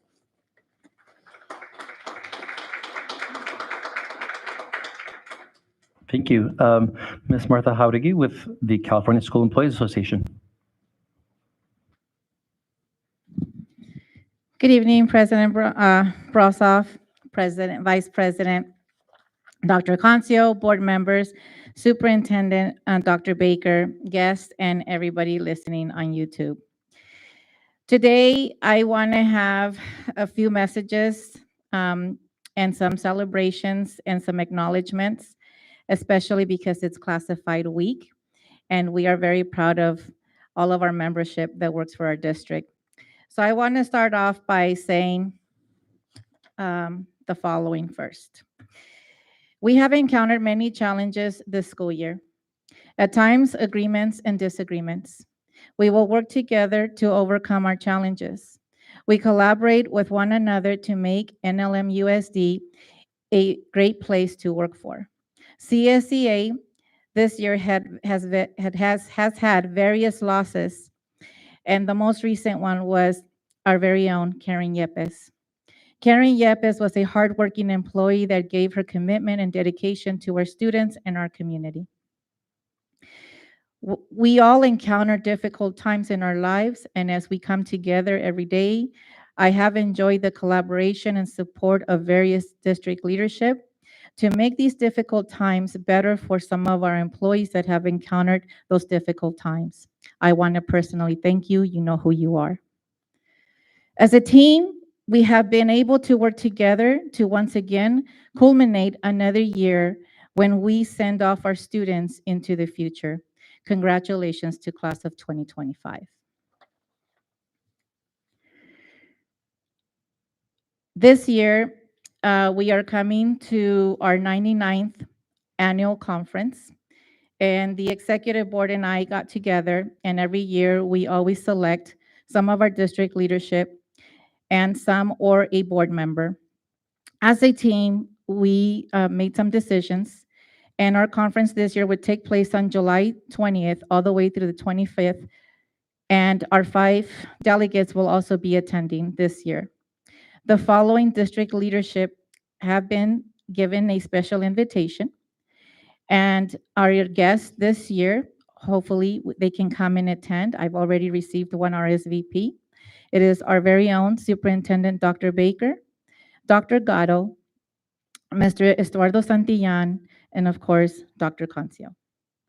Thank you for always supporting CSEA and our hardworking team. Today, our CSEA president made an announcement in celebrating and acknowledging our CSEA employees in the state of California. You all know that we have districts from Calexico all the way to San Jose. Every year we come together and we meet over 3,000 of our colleagues, teams, and state leaderships. And it is an honor and privilege. As our CSEA president said today, the theme this year is that our classified employees are to be trusted, inclusive, and united. And that is true. Our employees work really hard every single day. We can start outside. We can be inside cooking and serving breakfasts and lunches. We can be in the offices and taking those phone calls and running reports and supporting all of our clerical support. We can be outside cleaning our schools and our district office with our grounds department, our technology department, transportation, transporting all of our students, whether it's in the daytime and at nighttime, and even at special events. And the most popular ones is towards the end of every school year, our grad nights, and all those magic events that we create for our students. Every single classification is something to celebrate. I take pride in being part of the association and working with 1,100 amazing employees for Norwalk-La Mirada Unified School District. And for that, I want to say thank you for everything that you do and for all the hard work that you put into this district. And the best thing is because you support, you work, and you are here for our students and our community. Thank you very much. I also want to acknowledge two of my teams. One of my biggest teams is my executive board. Executive board, we meet together once a month and we work collaboratively on a lot of items. We have many conversations, we make decisions, and we unite together to make our chapter what it is. I want to acknowledge the following members. First VP, Chris Macias. Second VP, Brenda Buenaluz. Secretary, she was just newly appointed, Christina Ocon. Treasurer, Sara Perez. Communications Officer, Elizabeth Bautista. Site Representative Coordinator, Lupe Chavez. And last but not least, our Sergeant of Arms, Maria Castillo. That is my main team. And finally, my last team is the negotiations team. This team is composed of 15 different classifications. When we come to the table and we negotiate every year, we come and we prepare, we organize, we debrief, and we prepare for agendas and to greet our district leadership so that we can get into action and work really hard. We negotiate a lot of things, and you know that we work really hard. This team is also very important, and I would also like to acknowledge these members as well. They all work really, really hard, and a lot of our people that come in and sit in the table, some of us are new, they learn the process, they are together for 3 years, and every year we have elections.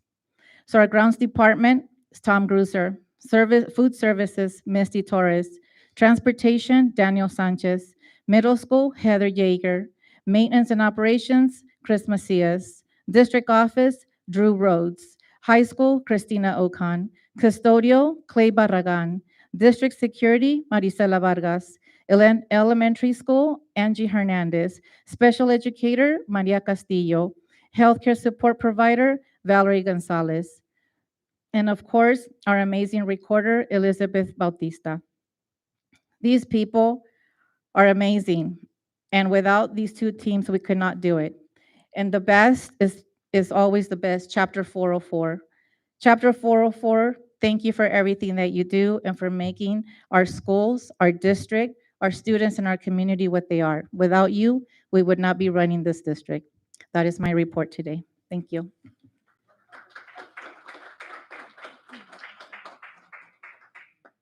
And finally, Ms. Maureen Quiroz-Gray, President of the Teachers Association of Norwalk-La Mirada.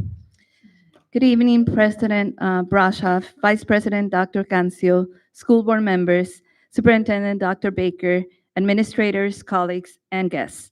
I wanted to start by thanking the board and the district for closing tonight's meeting in honor of our previous executive director, Mark Miller. We lost Mark about a month ago. Mark served as TANA's executive director for 12 years and retired a few years ago. Prior to that, he was a special ed teacher in East Whittier. Our deepest condolences go out to his husband, Ray, and the rest of his family. He will be dearly missed. School Board Virtual Training. Thank you to all of those who attended CTA's virtual training last month. I hope the session provided you with valuable information and tools to support your important work. Fight for our schools. In March, an executive order was signed to dismantle the Department of Ed, putting billions of dollars in essential funding for public school students at risk. Critical programs at risk include special ed, student civil rights protections, school meals, and Title I funding. All of these are all on the chopping block by the executive orders. In response, CTA organized rallies all over the state to stand up for our most valuable students.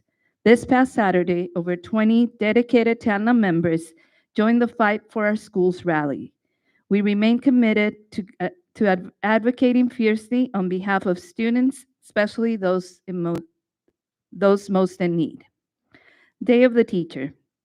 As we celebrated Day of the Teacher over the past few weeks, I want to take a moment and extend my gratitude and deep appreciation to our dedicated TANLA members. From teachers to counselors, nurses to psychologists, their unwavering commitment to our students is commendable. In a time when educators are asked to do more with less, they continue to rise to the occasion. Each one of our TANLA members plays an essential role in shaping not only the minds, but also the hearts and the lives of our students. Their support for our students and families is truly admirable. I am honored and proud to work alongside such dedicated professionals. I want to thank them for all that they do for our students, our schools, and our future. They are truly the best. Membership engagement. Our membership engagement team continues to create meaningful opportunities to keep our members connected and engaged. Just this afternoon, our Special Ed Committee hosted a virtual Special Ed Town Hall meeting attended by over 30 Special Ed educators. Together, we reviewed contract language and gathered valuable feedback regarding communication, curriculum, materials, and staffing challenges. We will continue to address these issues with our SPED Executive Director and continue to amplify our members' voices. Bargaining. TANLA and the district have reached a tentative agreement on salary and benefits. TANLA believes that a salary increase should not translate to a pay cut, and we were able to maintain that principle in this monetary offer. I want to thank all of you on the board, Superintendent Dr. Baker, Mr. Santillan, Dr. Gatto, and Mike Garcia for working collaboratively with us to reach this monetary agreement. We are still working to finalize contract language items, many of which address ongoing problems and do not cost the district anything. We are optimistic that these will be resolved in the next 2 bargaining sessions that we have scheduled. Once complete, we will share the full tentative agreement and begin the process of ratification with our membership. And since this is one of our last regular school board meetings for the year, I would like to take a moment to thank the TANLA bargaining team for their dedication and hard work throughout nearly 30 bargaining sessions.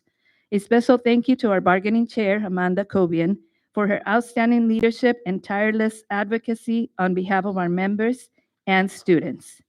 Lastly, I want to thank all our members for their solidarity, flexibility, and willingness to organize and show their support at a moment's notice. Their commitment is what makes progress possible. Thank you, and this concludes my report.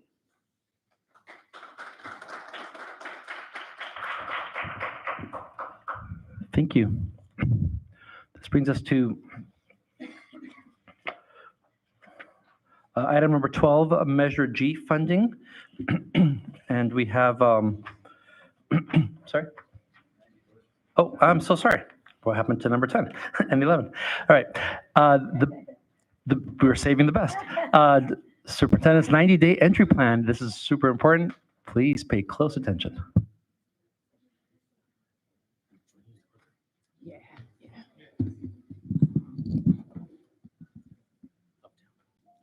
Up, down, up, just take me to the next. Okay. Good evening, Board President, Vice President Concio, and members of the board and members of the community. Thank you so much for taking time to join us this evening. I wanted to do a summary report of what the first 90 days looked like, my experiences, all the information you all shared. And I wanted to give you an opportunity to join in and kind of make this a little bit interactive. So if you will, if you have your cell phone with you, feel free to open up your camera and you can actually point it right here at this QR code for a copy of the plan or the summary report rather. So I'll give you a few minutes to do that. Some of the information is pretty detailed, so this will give you a chance to look at the details in the document.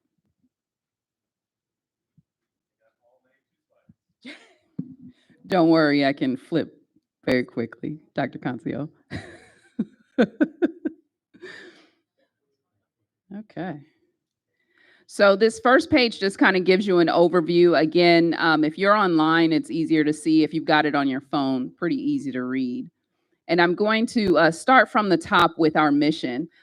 We are a district that fundamentally believes in preparing students for the future. And that means we care more about not just kids taking exams. We want kids to be kind when they graduate and to have the resources they need intellectually and monetarily when they leave our school system. And so our mission is really about understanding, skills, collaboration, and empowering our students to really go to the next level after high school, which I love.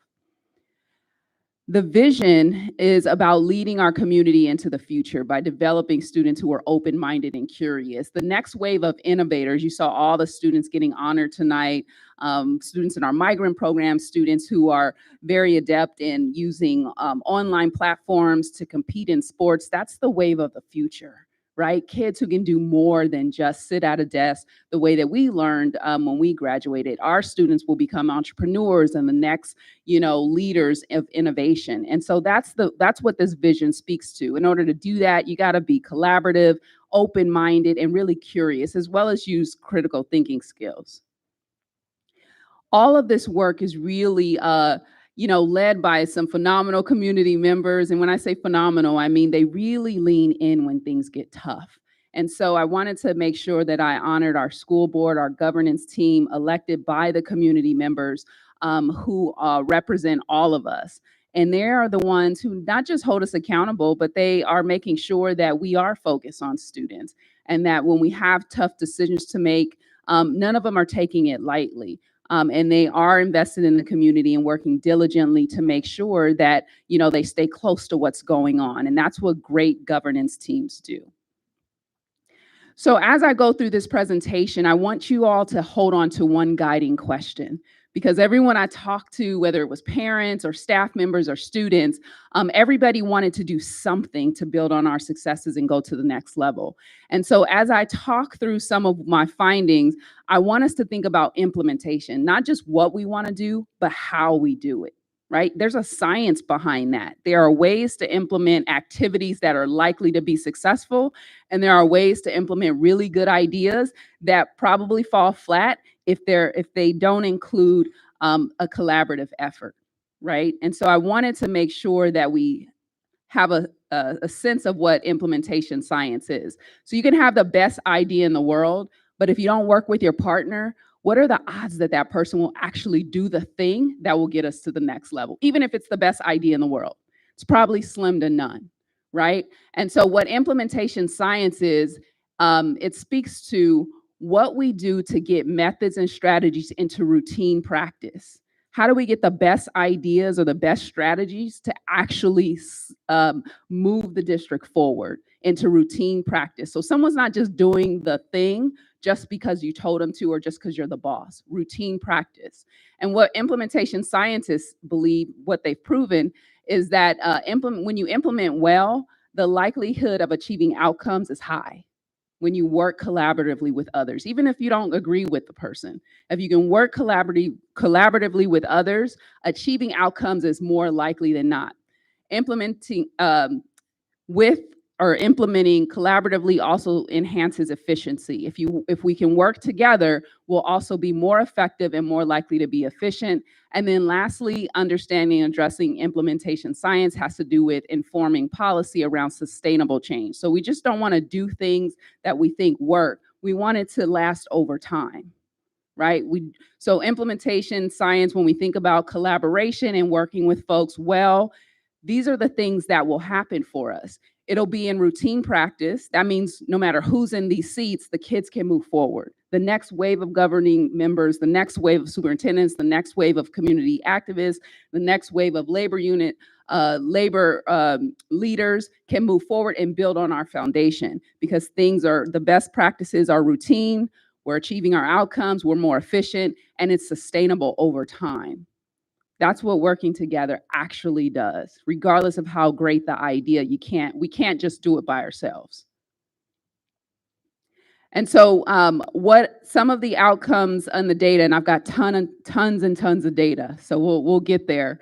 And again, you have the PDF or the document in front of you as well, so feel free to spend some time and with the document. I'm always available if you want to give me some feedback on that stuff. But some of what I found had to do with how are we going to structure ourselves to build on our successes, and what's the timeline going to look like? And so as we go forward, we are going to be making a few infrastructure changes so we can be more efficient. And so here is the org structure that currently exists.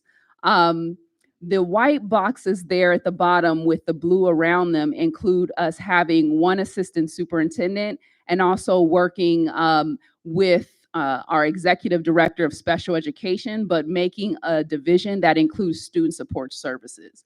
The reason why this is important is because it's going to be important moving forward that regardless of what a student's classification is, whether they're in special education or whether they are in the migrant program, regardless of what the need is of the child or the designation of them, we can provide a service, and the team that's providing that service, even if it's for extreme behaviors, is working together to get the service regardless of the kid's designation. And so having a department, or excuse me, more of like a division, student services division in special education, means that we are now having a team of folks report in one division together, rather than having services spread out across different directors reporting to different leaders who then report to me, right? And so many folks have said, what are we doing about extreme behaviors? Well, the first thing we have to do is organize ourselves so we can work together to design and move things forward. And so that executive director going forward is going to be reporting to me, and the new title and all of this is in the transition process, is going to be student support services and special education. So if a student is in general education and they need support, they're going to get it, right? It's not going to be, I can't provide support for you because I only provide support for special education kids. We serve all kids, right? And so that department's going to be really important in that regard. The second component up there, which is a little bit different than what we're used to, is one assistant superintendent over education services. And so director of curriculum instruction, director of early childhood, all of the directors in the academic space mostly will report there, and then you'll see the folks who report to me. I thought that was important because that's slightly different, but what this infrastructure does is help us align the work in a way that makes sense to provide services to sites and kids and families.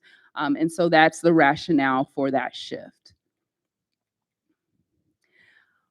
Overall, this is what a school year looks like. Again, we do a deeper dive in here, but we're in May and June. So my 90 days was up in March. And so what you see in May and June is what I call a transition period. So I'm gonna share all of the information that was learned during the first 90 days. And now we're in transition because July 1 starts the next school year. And so those pieces there include what you hear me referring to. May and June is really about reorganizing. We are aligning our workflow. We are having conversations and doing important work that has to do with folks at the district office actually working together to support school sites. We are, again, in service to school sites. And so those are the pieces that we're working on now, just in terms of what happens between the end of the 90 days and the beginning of the school year. So May and June are sort of a transition period. And then you see what's happening every quarter in these other boxes. Typically, this is very similar. What will be different in our district this year is that we will have quarterly data reports. So we won't just have SMART goals and all of those good things. We will actually be able to share with our school district community, our staff, our teams, exactly where we are academically and operationally every few weeks, every quarter. And companies do this all the time, right? They do quarterly reports. That's important so that we can celebrate our successes. And we also want to make sure that we are course correcting if we see something in our data that we need to catch in time before, our audits are due or before kids sit for state exams. So all this shows you is like a high level overview of what this year will look like. Again, we're in May and June transition. We're closing out school. We're reorganizing. We have some planning time this summer. And then quarters 1 through 4 are listed there. So following the 90-day period, I collected a lot of data and people were asking me, okay, what are you going to do now?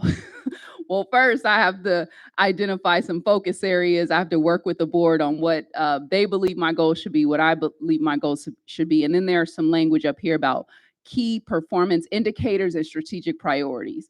And so what I've done with the team, and this is, again, if you got it on your phone, this is easier to see. But what I've done with the teams internally is that we've broken this down to better understand what is a focus area, right? Those are very broad. And then how do you dig a little deeper and say, okay, in that area of academic excellence, what's a priority? Because if everything's a priority, then nothing is a priority. And then from there, we need a SMART goal. From there, how do we measure our progress every few weeks? And that's what a KPI is. And so I'm not going to go through this entire list, but a lot of what our data shows, and you'll see it as I go through it, is this notion of how do we become excellent academically?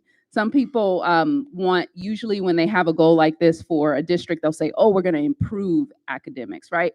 Well, I think we want to go a step further than that. We don't just want to improve, we want to be exceptional, right? We want to build on where we are and take our kids to the next level. And kids have some great ideas. I had a chance to meet with them, and they had a lot to say about their experiences, as did a lot of parents and teachers and so forth.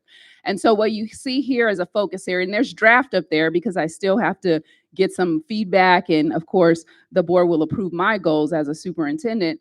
But academic excellence speaks to us being exceptional. It's not just about improving a test score, because when you're exceptional, you're paying close attention and measuring your progress along the way. And so we will surpass improvement pretty easily just by working together.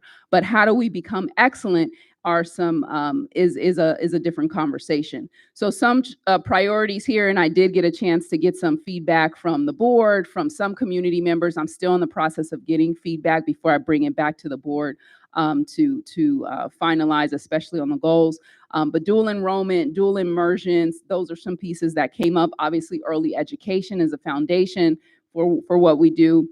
And then you see a SMART goal here. And so again, this says draft up there, but what this says is that we are going to improve on our dashboard metrics.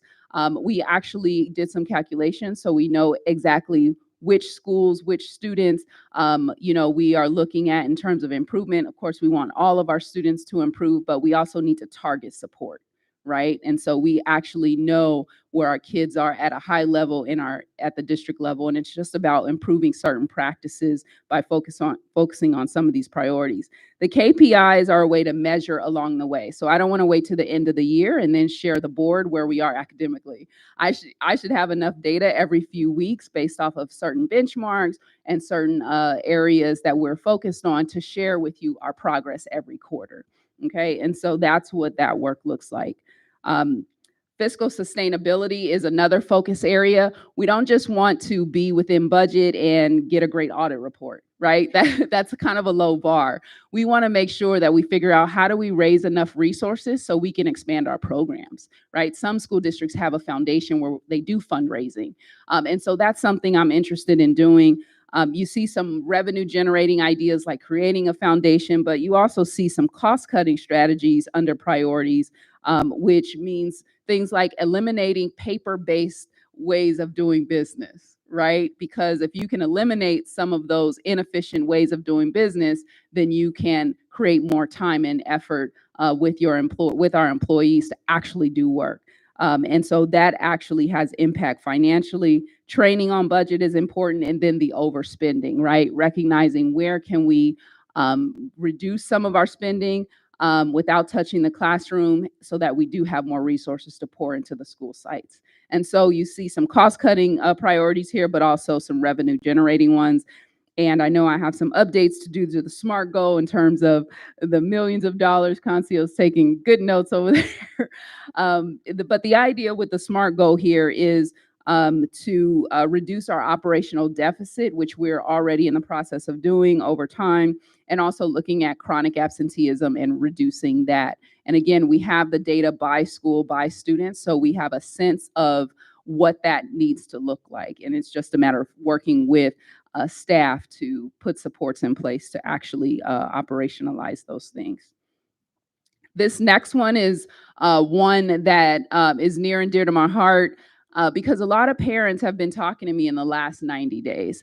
And they've been really, really honest. I've been going to the events, I've been presenting, and I was glad that I did go and do to the schools and see the, just do walks at schools, because it gave me a sense of how good our schools really are. It also gave me a sense that there's something going on with parents and our engagement components and with community partners. Many of the parents and community partners felt like we needed to make them feel welcome when they come to a campus and create opportunities for them to be engaged with their their children. And again, I've done school visits, so I know it's not every school, but I had enough experience with parents where this has got to be a focus area for us. Parents said they want to be able to go and support kids in the classroom. They have the time, they have the resources.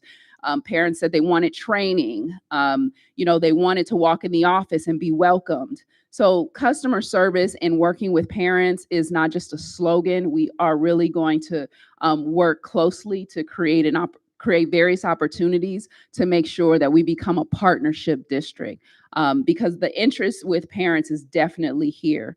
And so we do want to raise not just awareness, but create various opportunities, which could include, customer service expectations and protocols, opportunities for parents to participate in fundraising, participate in training opportunities. And I know certain departments do that, but we want to really expand that across the entire district. So no matter what school you go into, no matter what you'd like to do as a parent, you have that opportunity and you're aware of it immediately. And so this one is going to need quite a bit of work. Again, we do have some fantastic departments. DLAC is one. I know they do training. I know parents are engaged, but we have to spread that across schools and make that our norm. And so this one's going to be very, very involved. And then the last two, this one's about capacity building and growth opportunities to enhance a supportive and healthy organizational culture. I was in front of principals a week or so ago, or a couple weeks, I guess now, and I ended up, they were asking me some questions, and I ended up just letting them know, like, I truly love my job. Like, I love waking up in the morning and coming to work and walking in the office with Sky and Norma. I get to connect and work with really smart people. The bargaining units give me a run for my money, but there's really nice ladies, and I like working with them. And we do need to support each other. And so there's some capacity building around leadership that I want not just certificated staff to have available, and you'll see this in the data, but classified as well. So you'll see that in our data that classified were less satisfied than certificated staff. They want to grow, they want opportunities to be involved. And so really building out something around leadership is going to be hugely important, because staff, again, lovely to be around, very smart group and organization, but we need to work on our relationships, right? People have been around a long time and had some different difficulties, and so this is going to be really important. So we've got to live it, and they've got to see it in our behavior. It can't just be something we write on a sheet of paper. And so we're going to spend some time doing that capacity building around leadership. And then lastly, I've heard tons about safety at schools and students. I've heard from teachers and teacher leaders about extreme behaviors and positive behavior improvements and things working and not working. And so we want people to feel safe. We want staff to feel safe. We want kids to feel safe. And so This one is really about creating and streamlining processes and supports so that teachers have what they need in the classroom. It's very different to teach today after COVID than it was when I was in the classroom and most people who work at the district office were in the class. It is different, right? And I feel like I worked in tough neighborhoods, right? This is not about tough neighborhoods. This is about, students who have had different experiences and that has impacted them emotionally and mentally. And so we want to support our teachers and our staff in that regard and our kids so that they have the skill set that they need socially and emotionally to cope with things that just were not issues when we were in kids. You could not access what someone was wearing unless you saw them when I was in high school, right? You couldn't look it online and then post it and then make fun of people. That didn't exist. And so kids are growing up in a very different environment, and we have to honor that it's very different.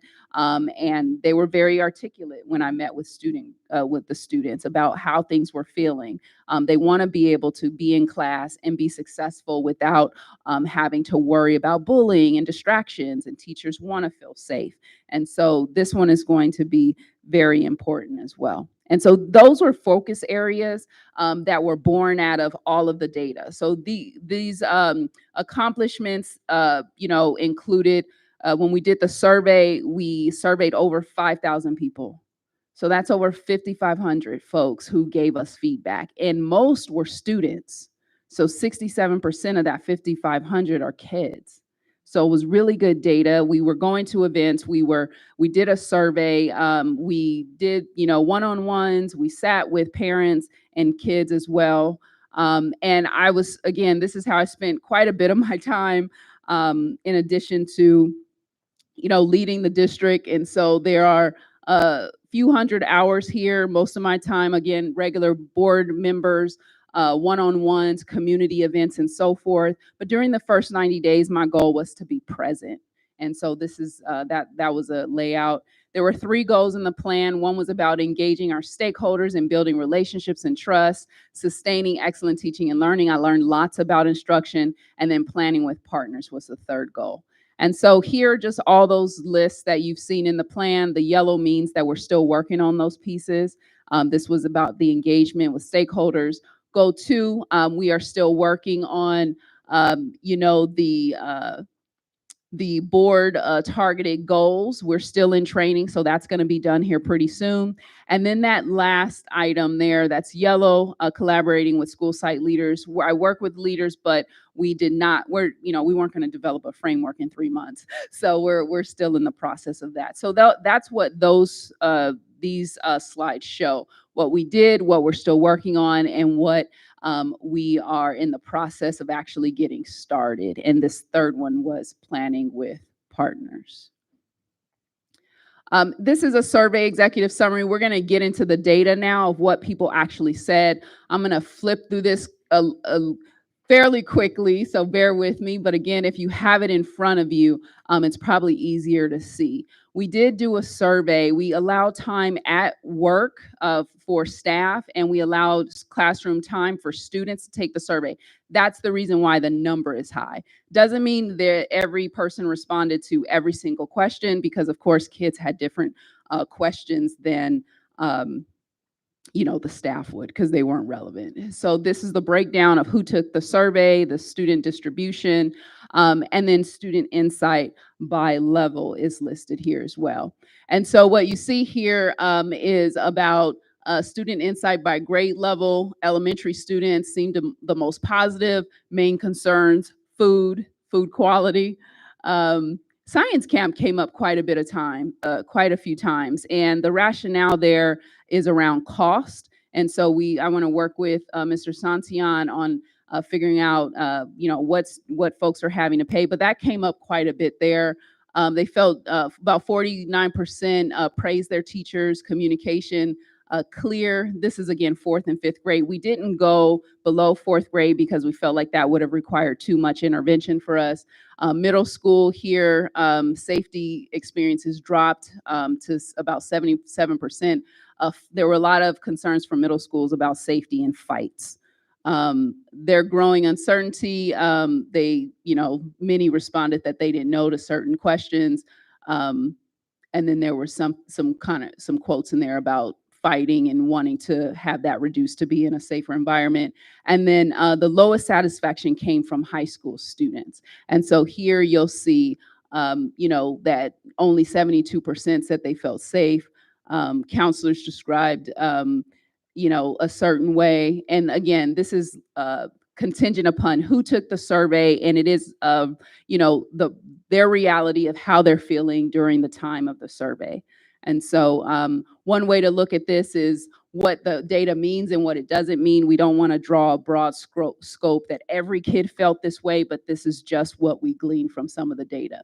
So we did see in terms of student trends, decreasing positive sentiments, increases in disengagement. Again, science camp for elementary came up quite a few times. When we get to middle and high school, kids start talking about safety in the form of violence. And so that is, I want you to not say that's unique.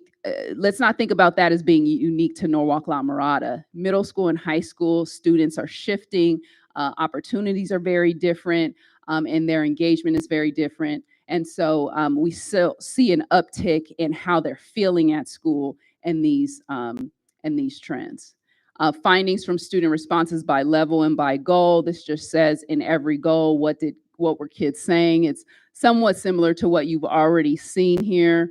And so, there's nothing new here. We had over 400 responses for goal 1. And again, the most positive group were the younger students, the 4th and 5th graders. Middle school, again, are listed here, over 1,100. Again, they mentioned fights for the first goal. And so, we definitely, and again, I've heard this from parents, I've heard it from our bargaining unit leaders, the extreme behaviors is not about kicking kids out of school, it's about providing supports and making sure that it's a safe place for kids. But there's clearly an uptick, the kids feel it, the staff feel it, in what's going on in their relationships.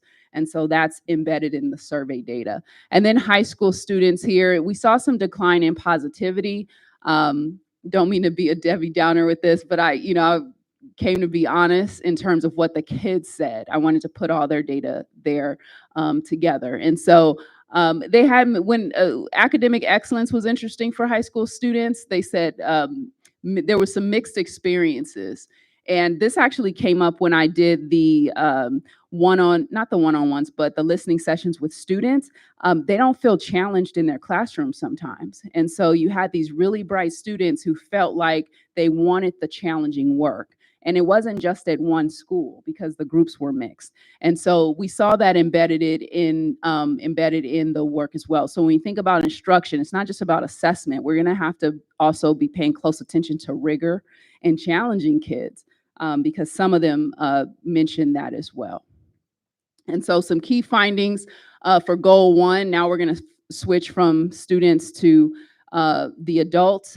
Key findings to goal 1, which was all about visibility, listening to folks, and building relationships. We had over 200 parents respond here. And here is what, some suggestions that we gleaned. They talked about student-centered opportunities, improving communication. Communication was huge for parents everywhere, every question, even in person. They wanted to know what was going on, and they wanted to be involved.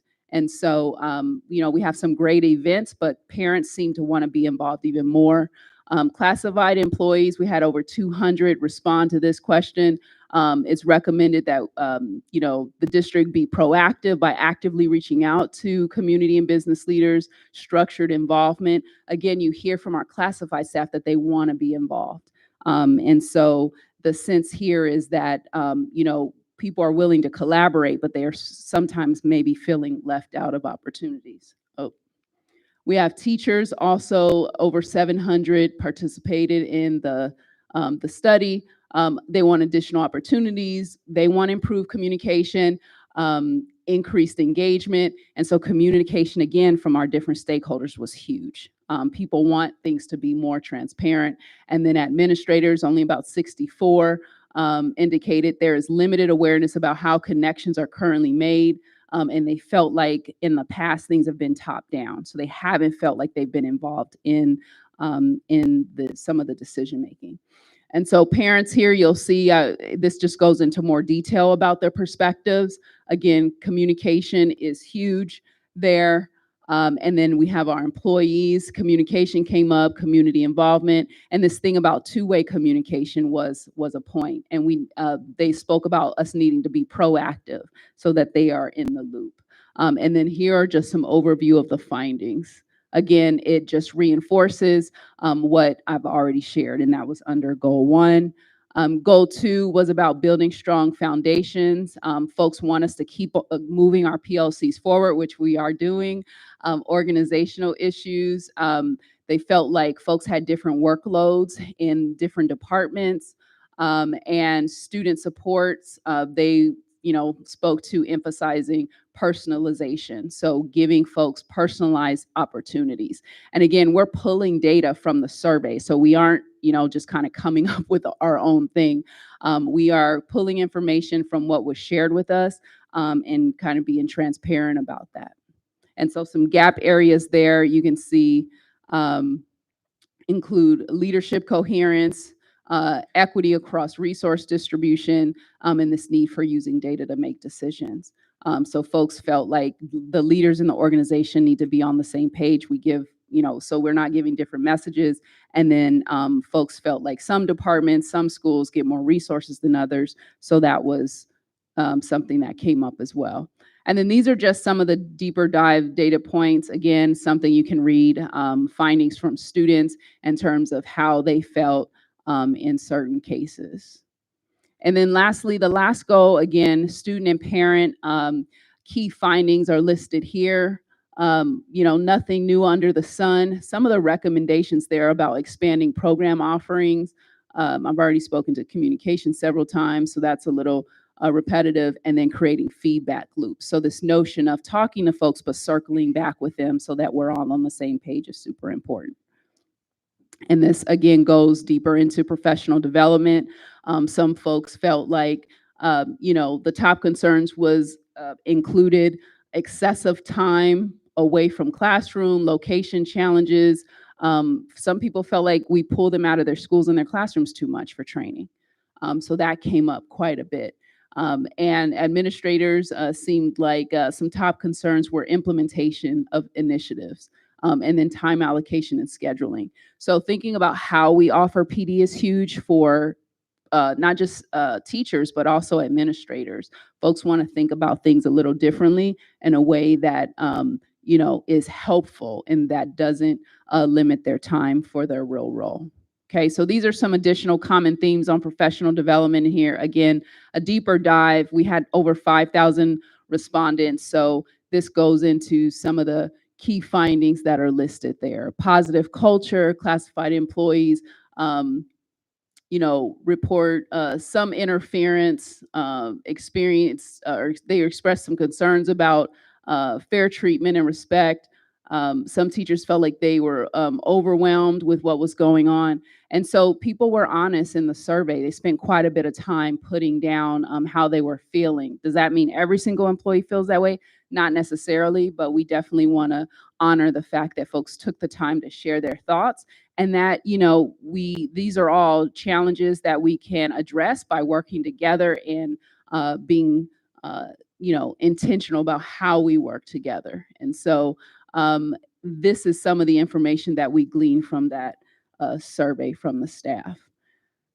And then finally, some of the key findings, again, safety concerns, professional development, mental health supports are all came up, and folks are really looking for more comprehensive safety protocols. And so that notion of safety came from kids and staff, and even parents. So targeting support going forward is going to be hugely important. And this just speaks to the percentage of the surveyors or the respondents in the survey who agreed or strongly agreed about the climate, whether it was negative or positive, and so forth. Again, this is more data. Not trying to inundate you, but Every single year, we take the cell core data. This speaks to social emotional needs. So this was a survey that the district administers, and this goes through climate and culture and how folks felt. More students took this one than the first one. And again, it's very similar to what I've said in terms of safety and mental health. So I won't go through the details of that. It's very similar, means that there's some consistency around how staff are feeling, how students are feeling on their campuses. And so those are some of the pieces that I was able to glean from, working and chatting with kids and families, but also just looking at the survey data, understanding what folks are experiencing. And so this next piece, again, I'm gonna flip through this pretty quickly. You've all seen this before, but I just thought it was important to put the historical data trends in here, because this isn't who we are or who we're gonna be, it's just our past. And you always wanna honor the past so that we have a platform to build on. But I did collect some data here in various areas. And so you see our graduation rates here, and this is about a 5-year trend. Then here I've collected, with the help of our special education office, some compliance data. We do pretty well with the percent of our IEPs that are actually submitted. We pay close attention, if you see that 159 at the bottom right there. That is a number that fluctuates, but we want to make sure that even though we have about 91%, and this is April data, so this is old data, 91% of our IEPs that are on time and completed, we do have 159 across the whole district that we are working on. And that, again, that number fluctuates for a variety of reasons, but it's important to track that. So this goes into English learner data for the John Glenn family, for the La Mirada family, for the Norwalk family of schools. This data is important because we want to make sure we're reclassifying English learners, and many times it's very difficult to be above, the county and state for us, but working with Ms. Centeno and merging English learner programs with the migrant program is going to really help with reclassification, because when kids have access to core curriculum and they feel better, they tend to do better. And so we want to make sure, regardless of where a kid comes from, that they are reclassified. So that reorg is going to help. This speaks to absenteeism, again, and English learner reclassification for El Camino. There's some El Camino ELA data here. And basically these slides go through math, ELA, science for every single school. This is reclassification trends for English learners district-wide. And this shows the comparison between us, the state of California, and the county of Los Angeles. So these are, again, these are chronic absenteeism by school, percentages, 3rd through 8th, the John Glenn family, the La Mirada family, and then we get into some district data. So I wanted the community to just have this handy, because in order to move forward, it's not just about involvement and support. We've also got to make sure that we're building on our foundation and we know what our numbers are. And so this is all state data.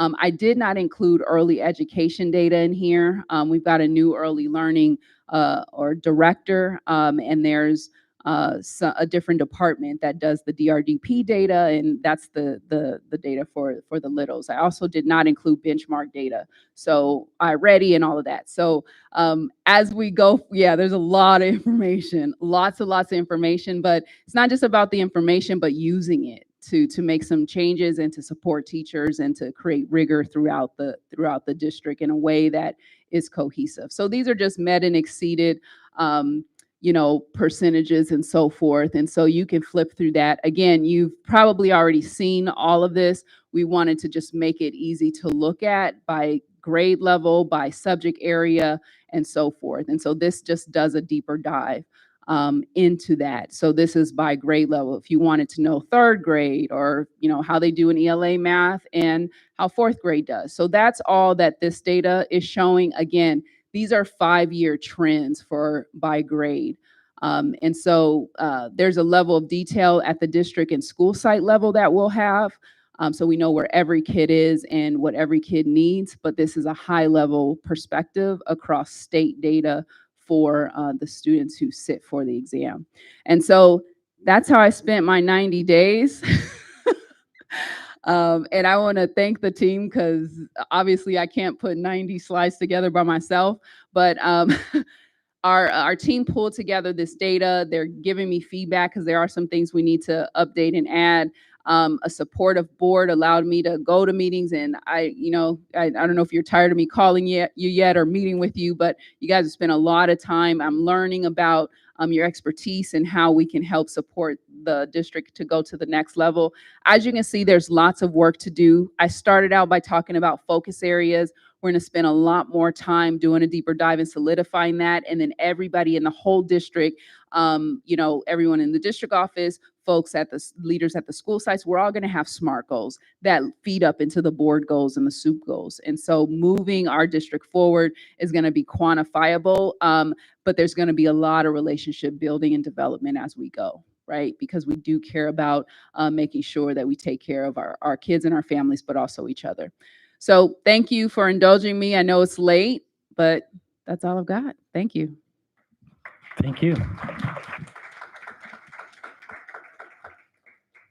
Go ahead. Wow, very impressive. Thank you so much for this data. And I know Dr. Cancio is very happy. He has a whole bunch of notes because we've been waiting for something like this. And I know you probably didn't sleep for a couple of days. And thank you to your team as well, because you guys helped her and supported her with the data. It's amazing. It shows your commitment. So we're very happy to have this because this is going to help us as we move forward with the following years to see your progress. Thank you. Good. Do you want Dr. Vidal? Yes, I truly appreciate all of your work, all of the research, all of the data collection, and then your work and your team's work as well, teamwork. And I am really looking forward to moving forward with all together as one. Thank you.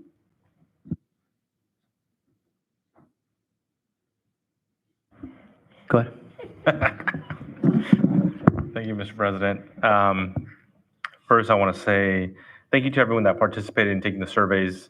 I know surveys are probably not the most fun thing you could be doing at any given time of the day, but it's really important to be able to gauge the temperature in these different respective areas. Job well done, Dr. Baker, in collecting data. And so this is just wetting our beak. It's the tip of the iceberg. I know that there's a lot more data that we're going to be collecting, especially because every line item has an individualized KPI.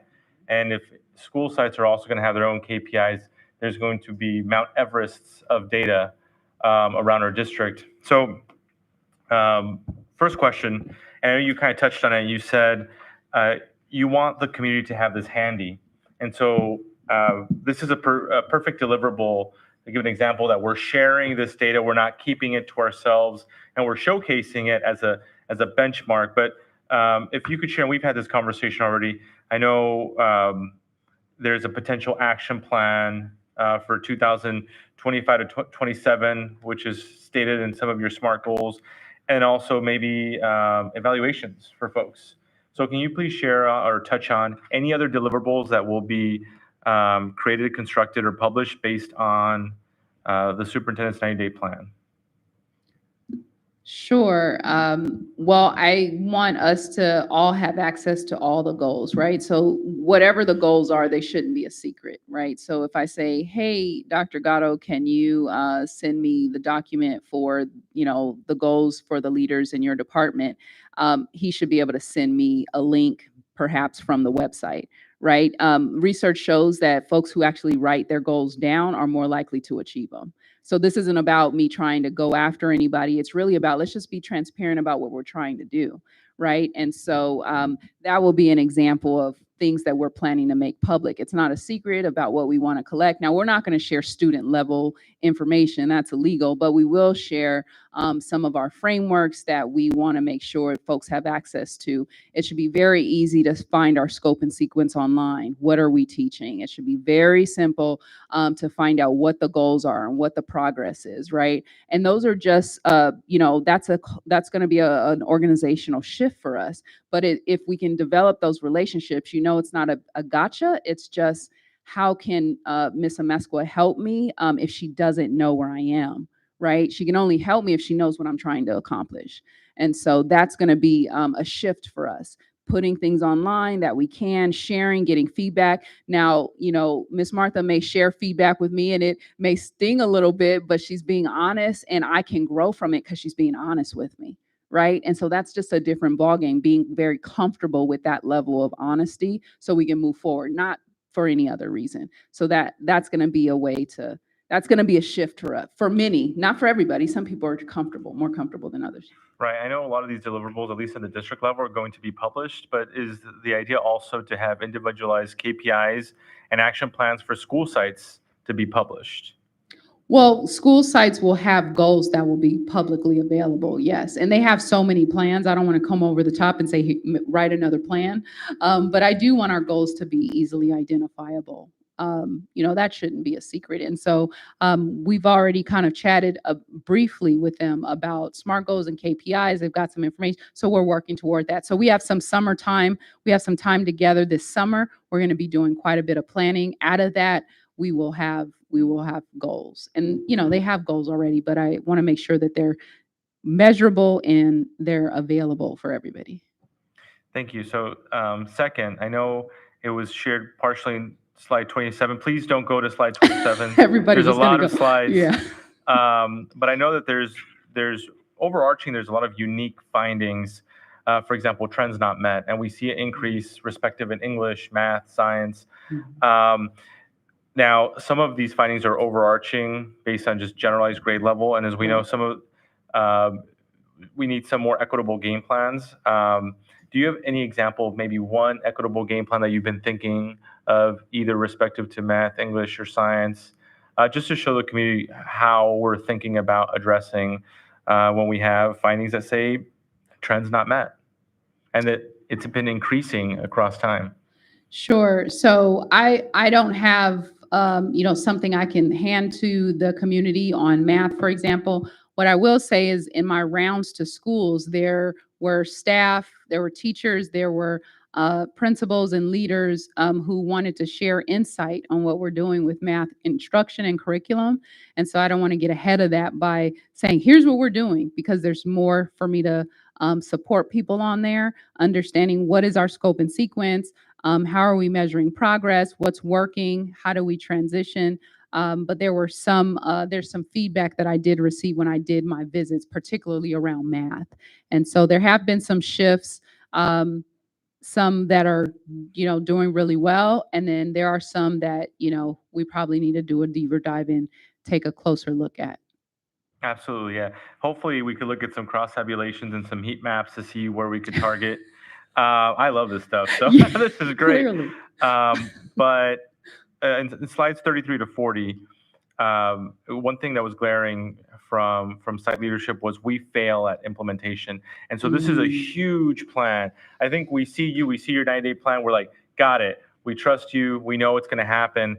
And Adam and are saying that it's been a lot more of a top-down with limited broader implementation. So how can we help, or how do you see us helping our site leadership to be able to not fail at implementation and be able to mimic this type of similar way of looking at KPIs, SMART goals, and their respective goals? Because it's honestly, it's a lot of data, a lot of goals, a lot of sub areas, and it can be very daunting. And I just want to let everyone know that this board, the reason why we're probably really quiet is because we've actually dug down to individual strategies and had discussions about KPIs and data and SMART goals. And so Dr. Baker has been very gracious and patient with all of us and being able to give us great responses. So just giving you that as a background. But going back to this, how can we help our leadership not fail at implementation when we have this grandiose plan, which I'm pretty sure they're like, Oh, okay. Here it comes. Well, this is more of a report than an actual plan, right? I can say that principals and directors, they appear for the most part on board with clarity, right? And when we talked about SMART goals, they seemed invested. They were invested in identifying what does future ready really mean. So I don't think we're going to have an issue there. I did hear from quite a few people that it goes back to this saying, if everything is important, nothing is important. So if I come to you guys every other week with a new thing and a new initiative, you're going to feel overwhelmed and you're going to feel like I'm not focused. And so we are transitioning this year. We're going to do a lot of planning. There are going to be some things that we may need to take off people's plates, right? But there may be some mainstay things like PLCs.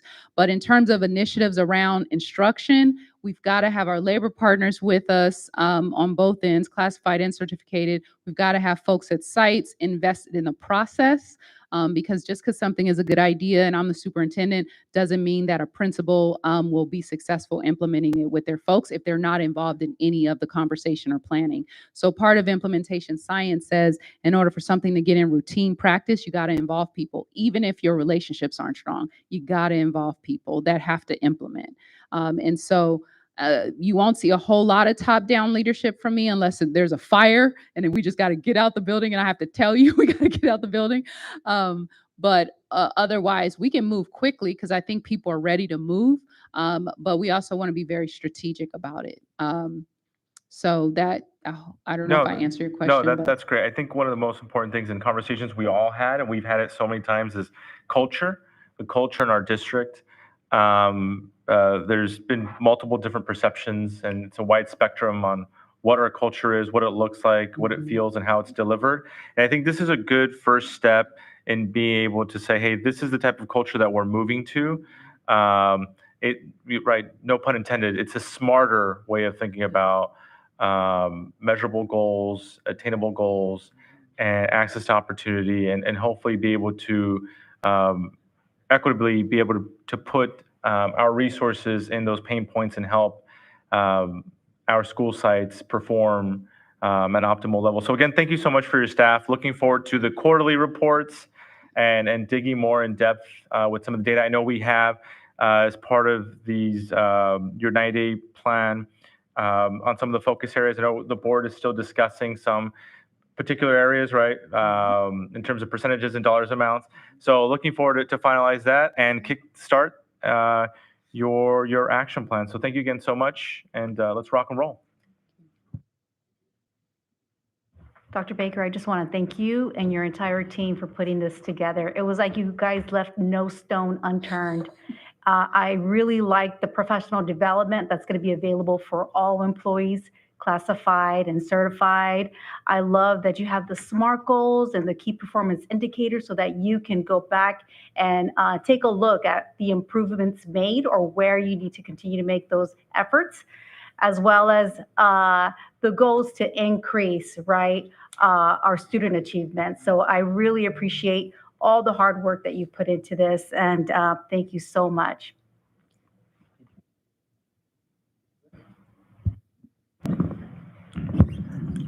I think Mr.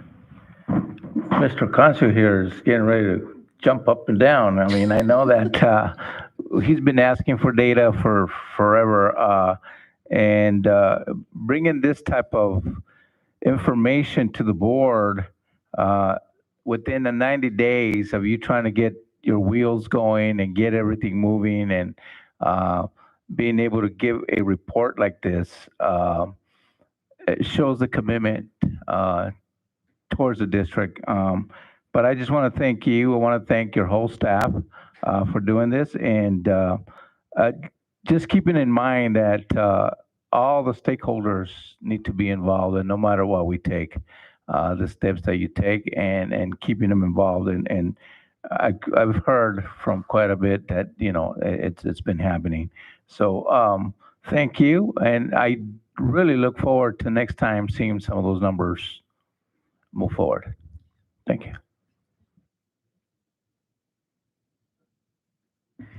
Yes, Dr. Baker, that was really, really interesting, and getting to know you is such a pleasure, and seeing your what you are able to craft, and you and your staff. And so I really think this is a useful document to me personally. And one of the things I just really I think we're on the right path is that you specifically asked and heard from those who are in the trenches, our students, our teachers, and our parents. And if we can get all three of those working in the same direction, and instead of it being top down, you are literally structuring this from a bottom up, I don't know how we can't make positive growth. So I'm excited about this. I appreciate your leadership, and it was a great report. Thank you. I'll just end with just like highlighting a couple of items. One was the first focus area, academic excellence. That's why we're here, including the early literacy. That's why schools existed. That's why public education was founded. You know, I have to remember, public education wasn't a thing for most of history. It was the elite that got educated. But the conviction that all students can learn, all students can read, specifically. So I'm excited that that's in the very first focus goal. And then that it doesn't stop there. Because if that's your only goal and nobody's pulling along with you, right, you're not going to get there. You can have great desires, and so the focus on culture and collaboration, I think, is very important to help us reach even that first goal of academic excellence. Because without the culture and the collaboration, changes and improvements, our best ideas aren't going to be met. So I'm excited about this. I look forward. I have one question. I'm glad that you got a lot of the student concerns around especially middle school, high school, when it comes to bullying. Like I said, their concerns with violence. One of my experiences as a teacher also was not only the behavior that tended to violence, but just the disruptive behavior in classrooms that wasn't violent, wasn't bullying, but just blocked the lesson plan for half the period, or 20 minutes. I see that as a impediment to academic excellence, right? If I can only teach for 40 minutes instead of 60, my kids are going to get less. And so I look forward to seeing that aspect of empowering teachers and staff in general to have just empowering them to be able to deal with disruptive, not necessarily violent, but disruptive behaviors. Thank you. Thank you. Okay. Thank you. Thank you so much. All right. Now for the real item 12, which I accidentally skipped. Very important. Action item 11 is number 12 and 13. 12, Measure G. I'd like to combine without objection Measure G, item 12A through D. Can I get a motion on items A through D? Second. Okay, all in favor? Aye. Aye. Any opposed? Okay, motion carries. And then item 13, A and B. Can I get a motion on A and B for item 13? Committees and councils for the Measure G committee. All in favor? Aye. Aye. Any opposed? Okay, motion carries. We are now at the consent agenda items. I just want, before we move into this, it seems like we're just giving short shrift, but we're really not. Staff worked really hard to put this together. If you take a look at these contracts, very important for the smooth running of our district. And, if we don't spend it doesn't, just because we might not spend a long time tonight, doesn't mean we haven't given a lot of consideration, and staff has worked very hard to put this together. For these just important ways to keep us moving smoothly. I did receive a request to pull item 26H and I. Are there any other items that any board members would like to pull? 26H and I was requested to be pulled. Any other items that any board members wish to pull from the consent agenda?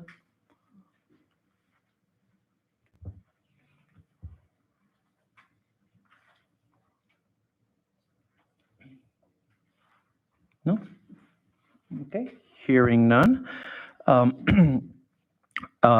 Absent 26 items H and I, can I get a motion for the other items on the consent agenda? Okay, so moved. Second. Okay, we have a motion and a second. Can we do a roll call? Ms. Free? Yes. Ms. Amezcua? Yes. Ms. Langenwalter? Yes. Mr. Rios? Yes. Dr. Vidari? Yes. Dr. Concio? Yes. And Mr. Brazoff? Yes. Okay. Now, item 26H. Can I get a motion for item 26H? Second. Okay, we have a motion and a second. This is an extension for 2 years for the contract for Assistant Superintendent of Business Services, Estuardo Santillan. Any discussion? Okay, can we get a roll call? Ms. Free? Yes. Ms. Amezcua? Yes.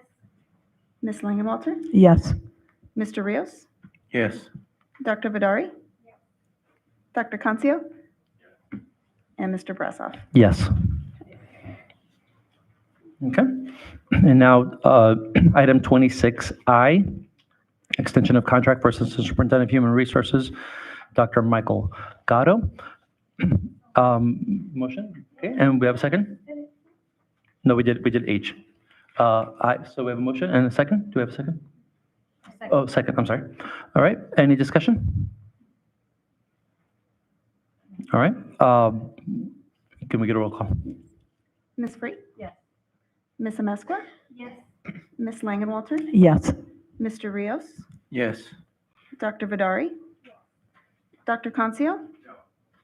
Mr. Brazoff? Yes. Motion carries 6-1.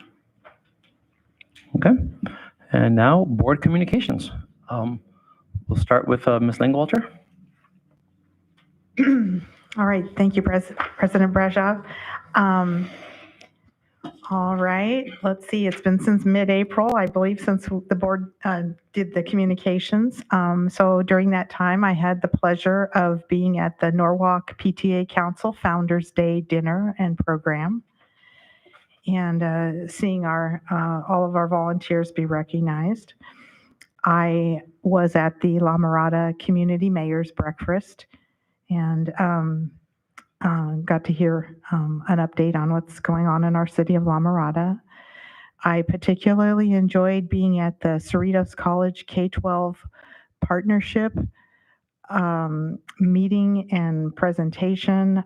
It was attended by probably 25 educators, and very interesting to hear all that's being done with dual enrollment, and what a great partnership. It seems like this has been something in the works for quite some time, and literally just about everything's been thought of, that a lot of our students are able to earn associate degrees and just all kinds of things, and it's a real win-win for both our district and the college, and many other districts in our area. I attended a meeting at Benton Middle School that was for the purpose of letting the community talk to us about the solar panel canopies that have been installed on that campus. As it turns out, that location is not super conducive for a lot of the residents there, but it was an opportunity to hear from the vendor and hear from the residents of that neighborhood. We've had some great self-assessment sessions recently at our last board training, which I found very helpful, talking about mission and vision. Our weekly one-on-ones, my weekly one-on-ones with Dr. Baker, and then I also enjoyed a virtual training that CTA put on just about board member functioning. It's very good. And that concludes my report. Let's go. Thank you all for staying here with us this late. On April 11th, I was part of the Head Start PC meeting. I also was able to attend the CTA School Board virtual training that was hosted. It was really informative. We learned a lot. On May 16th, I attended the parent appreciation ceremony for all the parents that have supported our schools. On May 15, I attended the John Glenn STEAM Fair. It was very nice. I wish most of you guys would have attended. It was just an amazing event. The students were so happy to have people go and check the different things that they were doing with science. It was just, I can't explain how happy they felt to see a board member. I know maybe some of you guys attended, but going to their spaces and for them to explain what they have learned with science was just impressive. They took the time to explain their projects, and it was just really fun. One of the things I did want to discuss is, I know I didn't mention it with the Sunbelt agreement that we have. I did notice how hot it is at John Glenn, and I'm hoping that one day, if we get another bond, that we're able to put in a nice AC unit, because it is super hot and the students were having a hard time, but it was really hot in there.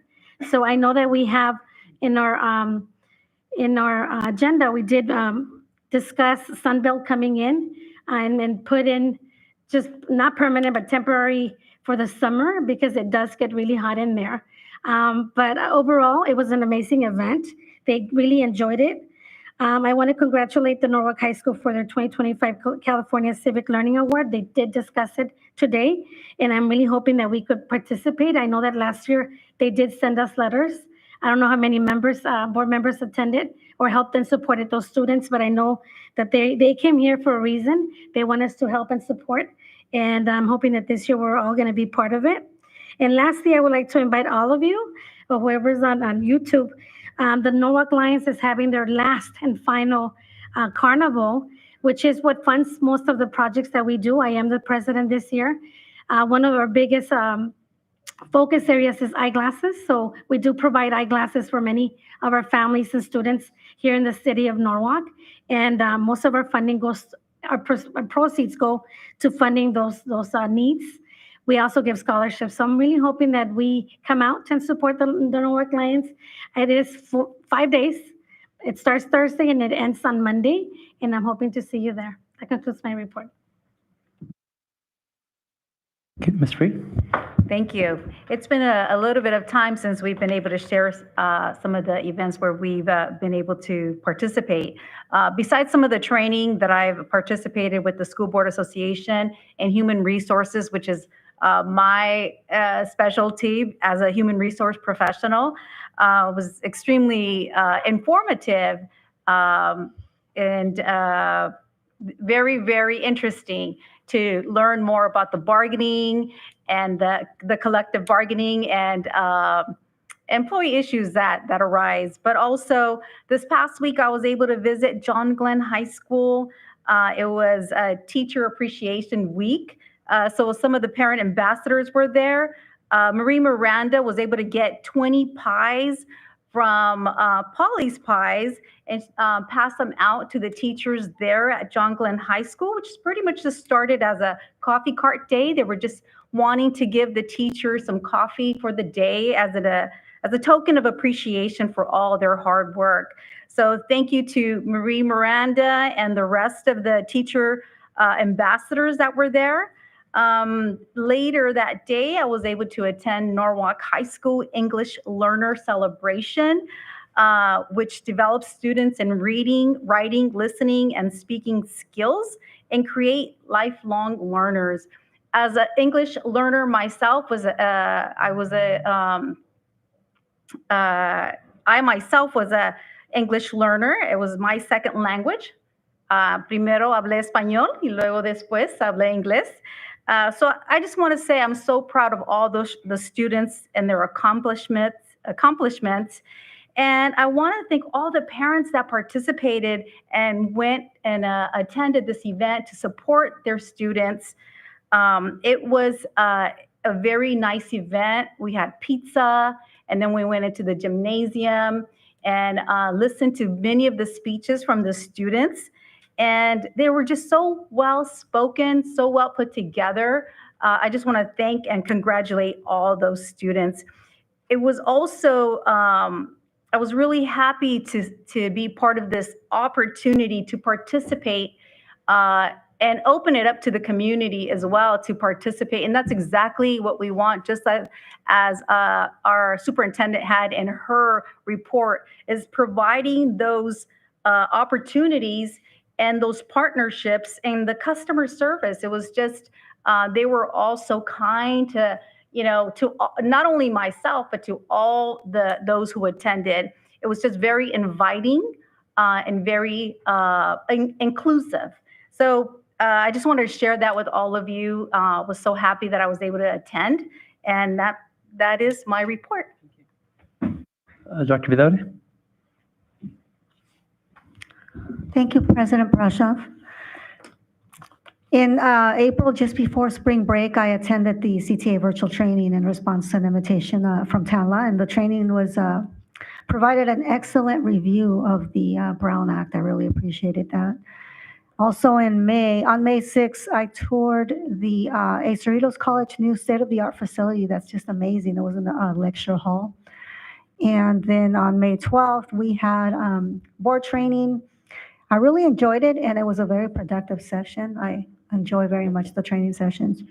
And then I've had my weekly one-on-ones with Dr. Baker. The last one was 2 hours. So we canceled the next one. It was a little over 2 hours. Very productive. And that concludes my report. Thank you.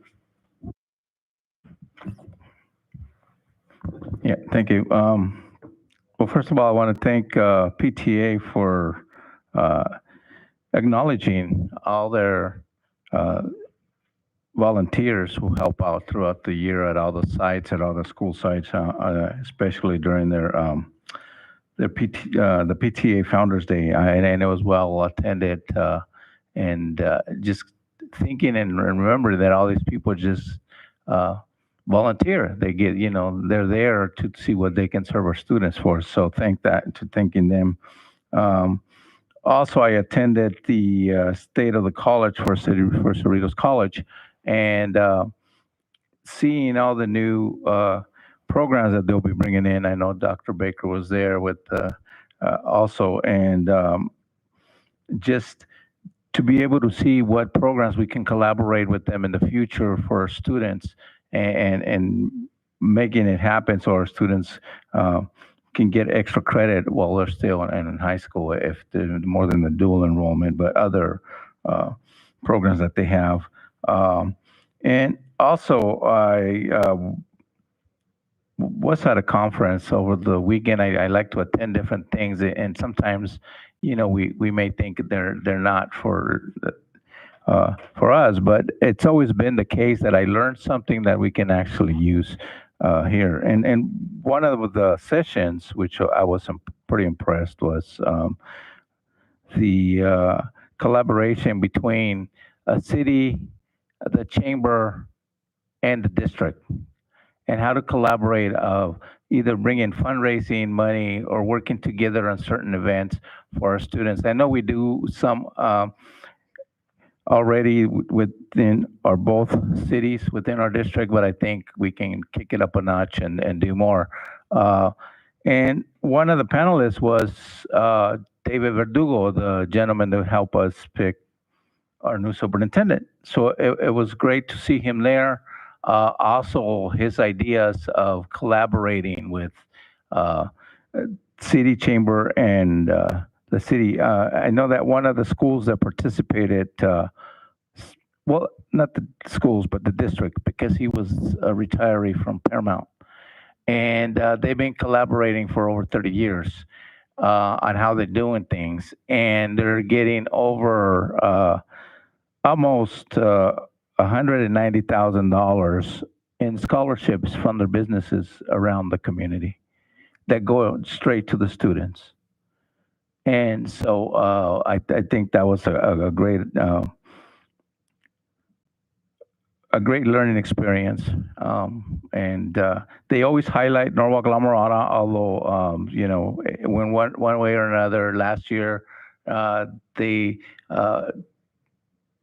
gave us acknowledgement for doing the interviews that we do every year, the mock interviews with the students and the city and the chamber, and so it's always good. But I know this is the last meeting, right, prior to our closing our year. And then this is the exciting part, I believe, and it could be sentimental for those students leaving. But the teachers and the employees are classified who are out there helping. I mean, everybody here is a team and everybody does something together to make sure that our kids get to this coming up week of walking and getting their diplomas. And so I want to thank our classified, our certificated for being there for our students all this time. Sometimes, when people or the kids need to learn, what do? We get them by the hand, right? And I think that's what a lot of our, and they do it with the heart because they've been here for years. And I want to thank them. I hope they have a restful summer for those that will not be working the summer, but for those enjoy, be safe, and enjoy your families during that time because I know you guys have heavy loads during the school year. So enjoy, be safe, and we'll be seeing you out there in the fields, congratulating our kids. Cancio? Thank you, Mr. President. So my report reflects engagements that reflect our district's continued commitment to student success, community collaboration, and educational equity, which was discussed in the 90-day plan. So first, I visited La Mirada High School football practice, and during my visit, apart from seeing good tackling and a hopeful future for La Mirada football, I had the opportunity to speak directly with the head coach. He raised some serious concerns. I know we're discussing it with the office of the superintendent and her staff about safety standards. And so I know that maybe some parents might be interested in this, but this insight really raises an immediate question about our funding and the importance of providing all of our students with safe and modern equipment.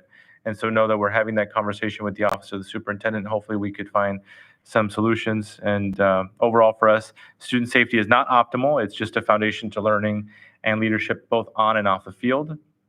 On that same note, I attended the Powder Puff game at La Mirada High School. And I believe it was the first time they had a Powder Puff game in like over a decade, and it was a fundraiser. But it was a great way to see school spirit, student leadership, and collaboration in action. And so extracurricular activity experiences, just like Powder Puff games, really build community and allow students to demonstrate sportsmanship and unity. As we all know, La Mirada is like a Friday Night Lights type of high school. And so it was great to bring some of that culture and tradition back. As we all know that when students are engaged outside the classroom, they become more inspired inside the classroom. And there I was able to meet with the president and vice president of Pop Warner to discuss current and future usage and sharing usage of our fields. And that's always a hot topic every single year. It's very different on different sides of the railroad track. But I think it's really critical that we start aligning maybe a long-term field access with student development and athletic opportunities. I know that programs like Pop Warner are really part of the pipeline for us to then receive students in the middle school and high school level and play sports and become student athletes. And these are really launch pads for future leaders. I had a special visit to the May Center, bless you, in Bellflower. And so my visit helped me explore more trauma-informed practices and community healing, which have direct implications for student mental health and restorative approaches to education. That's especially true after COVID. So some of the discussions that we had included talking about the heterogeneity of learning loss. So we discussed the relationship between learning loss and school closures or being online and how that's come to affect in math, science, English scores, and how it's really different when it comes to literacy, reading, and language subjects. And so hopefully we could, these discussions could enrich discussions here in our district and hopefully be able to address as we start forecasting for higher scores just overall. Earlier today, along with most of my colleagues, I was able to attend the recognition of the top four graduates and student board members. And so celebrating our top graduates, seniors, and our dedicated student board members, it really reminds us of who we serve and why we serve them. And their achievements really embody the promise of public education, the values of our district. It was really awesome seeing some of the schools that some of our graduating seniors are going to depart to. It's bittersweet, but really looking forward to it. It looks like there's going to be a lot of UCLA and UC Irvine leaving our district to their respective schools, but really looking forward to our students continue to be lifelong learners and championing Norwalk-La Mirada. I also had a great visit with the Los Angeles County Fire Museum, and so I engaged in discussions about incorporating fire science into maybe our field trip programming, and so hopefully looking for grant opportunities there and transportation grants also. It's really important, the potential for more hands-on learning, especially in public safety, history, and science, really makes a valuable education partner. I know we've already started doing that with other partners in our community, so it's good to extend. And hopefully, just remember that field trips are about opening minds. It's not just about going to the zoo. Right? It's about when open minds allow for future followers. I also attended the 2025 LACO Scholarship Awards, and I was really proud to witness two of our students receive prestigious awards. So I actually want to share with you the two students because it was such an awesome event. And so the first award was for one of our students in La Mirada. It was the Shelby Spiegel Coleman Scholarship. And just to share our student, she comes from La Mirada, so it's Dana Rodriguez. And her future plans are to attend UC San Diego. And her career goal, Dr. Baker, is to be an educator. So hopefully we could find a role for her upon completion of her studies and credential programs. But she specifically focused on bilingual education. And so she said that bilingual education isn't just about learning two languages.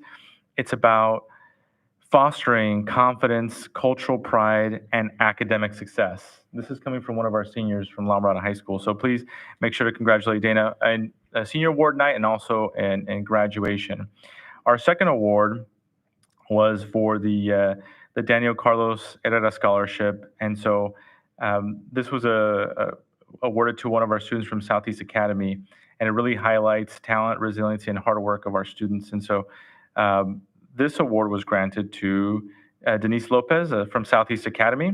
For her future plans are she will be attending Cal State LA, and her career goal is to be a Spanish teacher.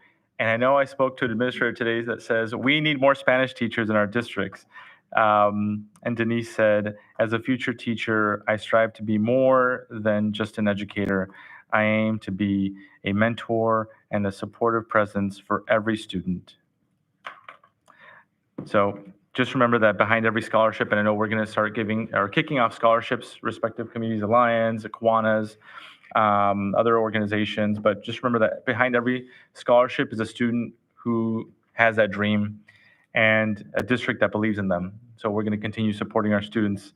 I also had a meeting with the Greater Los Angeles Education Fund, and so we explored how they can support our district with more scholarship funding and fiscal sponsorships and initiatives aimed at really dismantling educational inequality.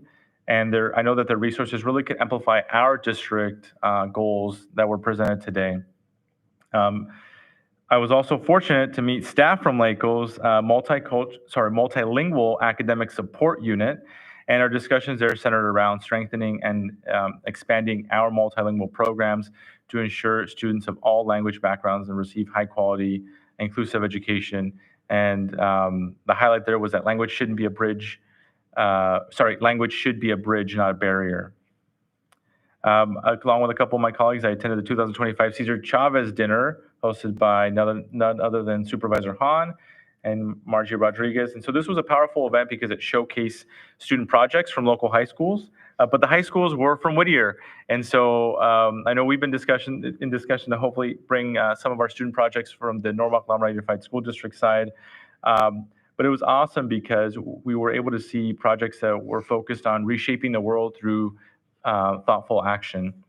And then I'm almost done, guys. I met with CSU Dominguez Hills Alumni Council, and so we discussed IGETC pathways and how state universities can better support students through tailored academic programs. And so this collaboration hopefully could open up new post-secondary doors for our students. I think that really comes from our strong relationships that we've built with Cerritos College, but seeing that now other state schools also want a piece of that pie and offering our students more opportunities to be able to access our state schools. Along with my colleagues, I attended Founders Day, and I had the pleasure of giving the Pledge of Allegiance. And during Teacher Appreciation Week, I was able to visit briefly Southeast Academy. And one last thing,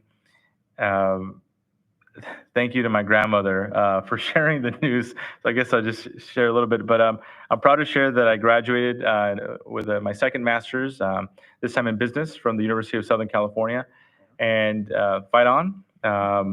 That's especially to fellow Trojans and to Dr. Medrano, so just fight on. But more importantly, this is what it means to be a future learner. And so we want to be able to foster our students to be able to continue seeking education. It doesn't end in grade 12, and it doesn't end when you graduate college. It's a perpetual part of life to be open and to be lifelong learners. And so I'm excited about the 90-day plan that you shared, Dr. Baker, and hopefully we can continue in that legacy and ensuring that all of our students are future ready. And that concludes my report. Thank you. Thank you for those an encouraging report. Just a couple things before I give my report. The glasses that the Lions Club gives out. One of my students, her life was changed by that. Up to 10th grade, couldn't see the board, failing grades, and it was because she couldn't see the board. And so when I was finally realized why, and I was referred to the Lions Club, and her academic career and her life was changed. So thank you for that. And just want to encourage the community to support the Lions Club in that. And then, like I said, scholarships that we're eagerly seeking scholarships for our students. I was, 9th of 11 kids, grew up on welfare. There's no way I was going to school without scholarships. And it was scholarships that let me go to USC. In other words, it was, so that was a great, thank you for actively seeking scholarships for our students. For me, I had the opportunity to go to Cerritos College for it was a panel discussion on how to involve other districts and educators with what they're doing. I was attended there by Dr. Baker, Ms. Langewalter, and then afterwards also Dr. Vidauda came. Speaking about the different ways they collaborate, the dual enrollment, very important, their dual enrollment program. Norwalk High School started a while ago, over 360 something students involved in the first cohort. And we're looking to really expand the dual enrollment opportunities at all the schools, all high schools. I'd love to see it expand at La Mirada, at John Glenn.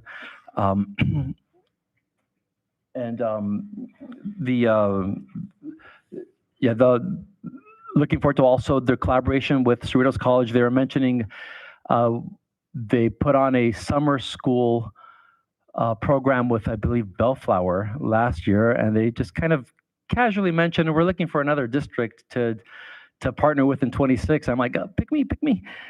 So for where they basically pay half the summer school and they bring the program, and I'm looking forward to a lot of good collaboration with them. They've done a lot of good for our students.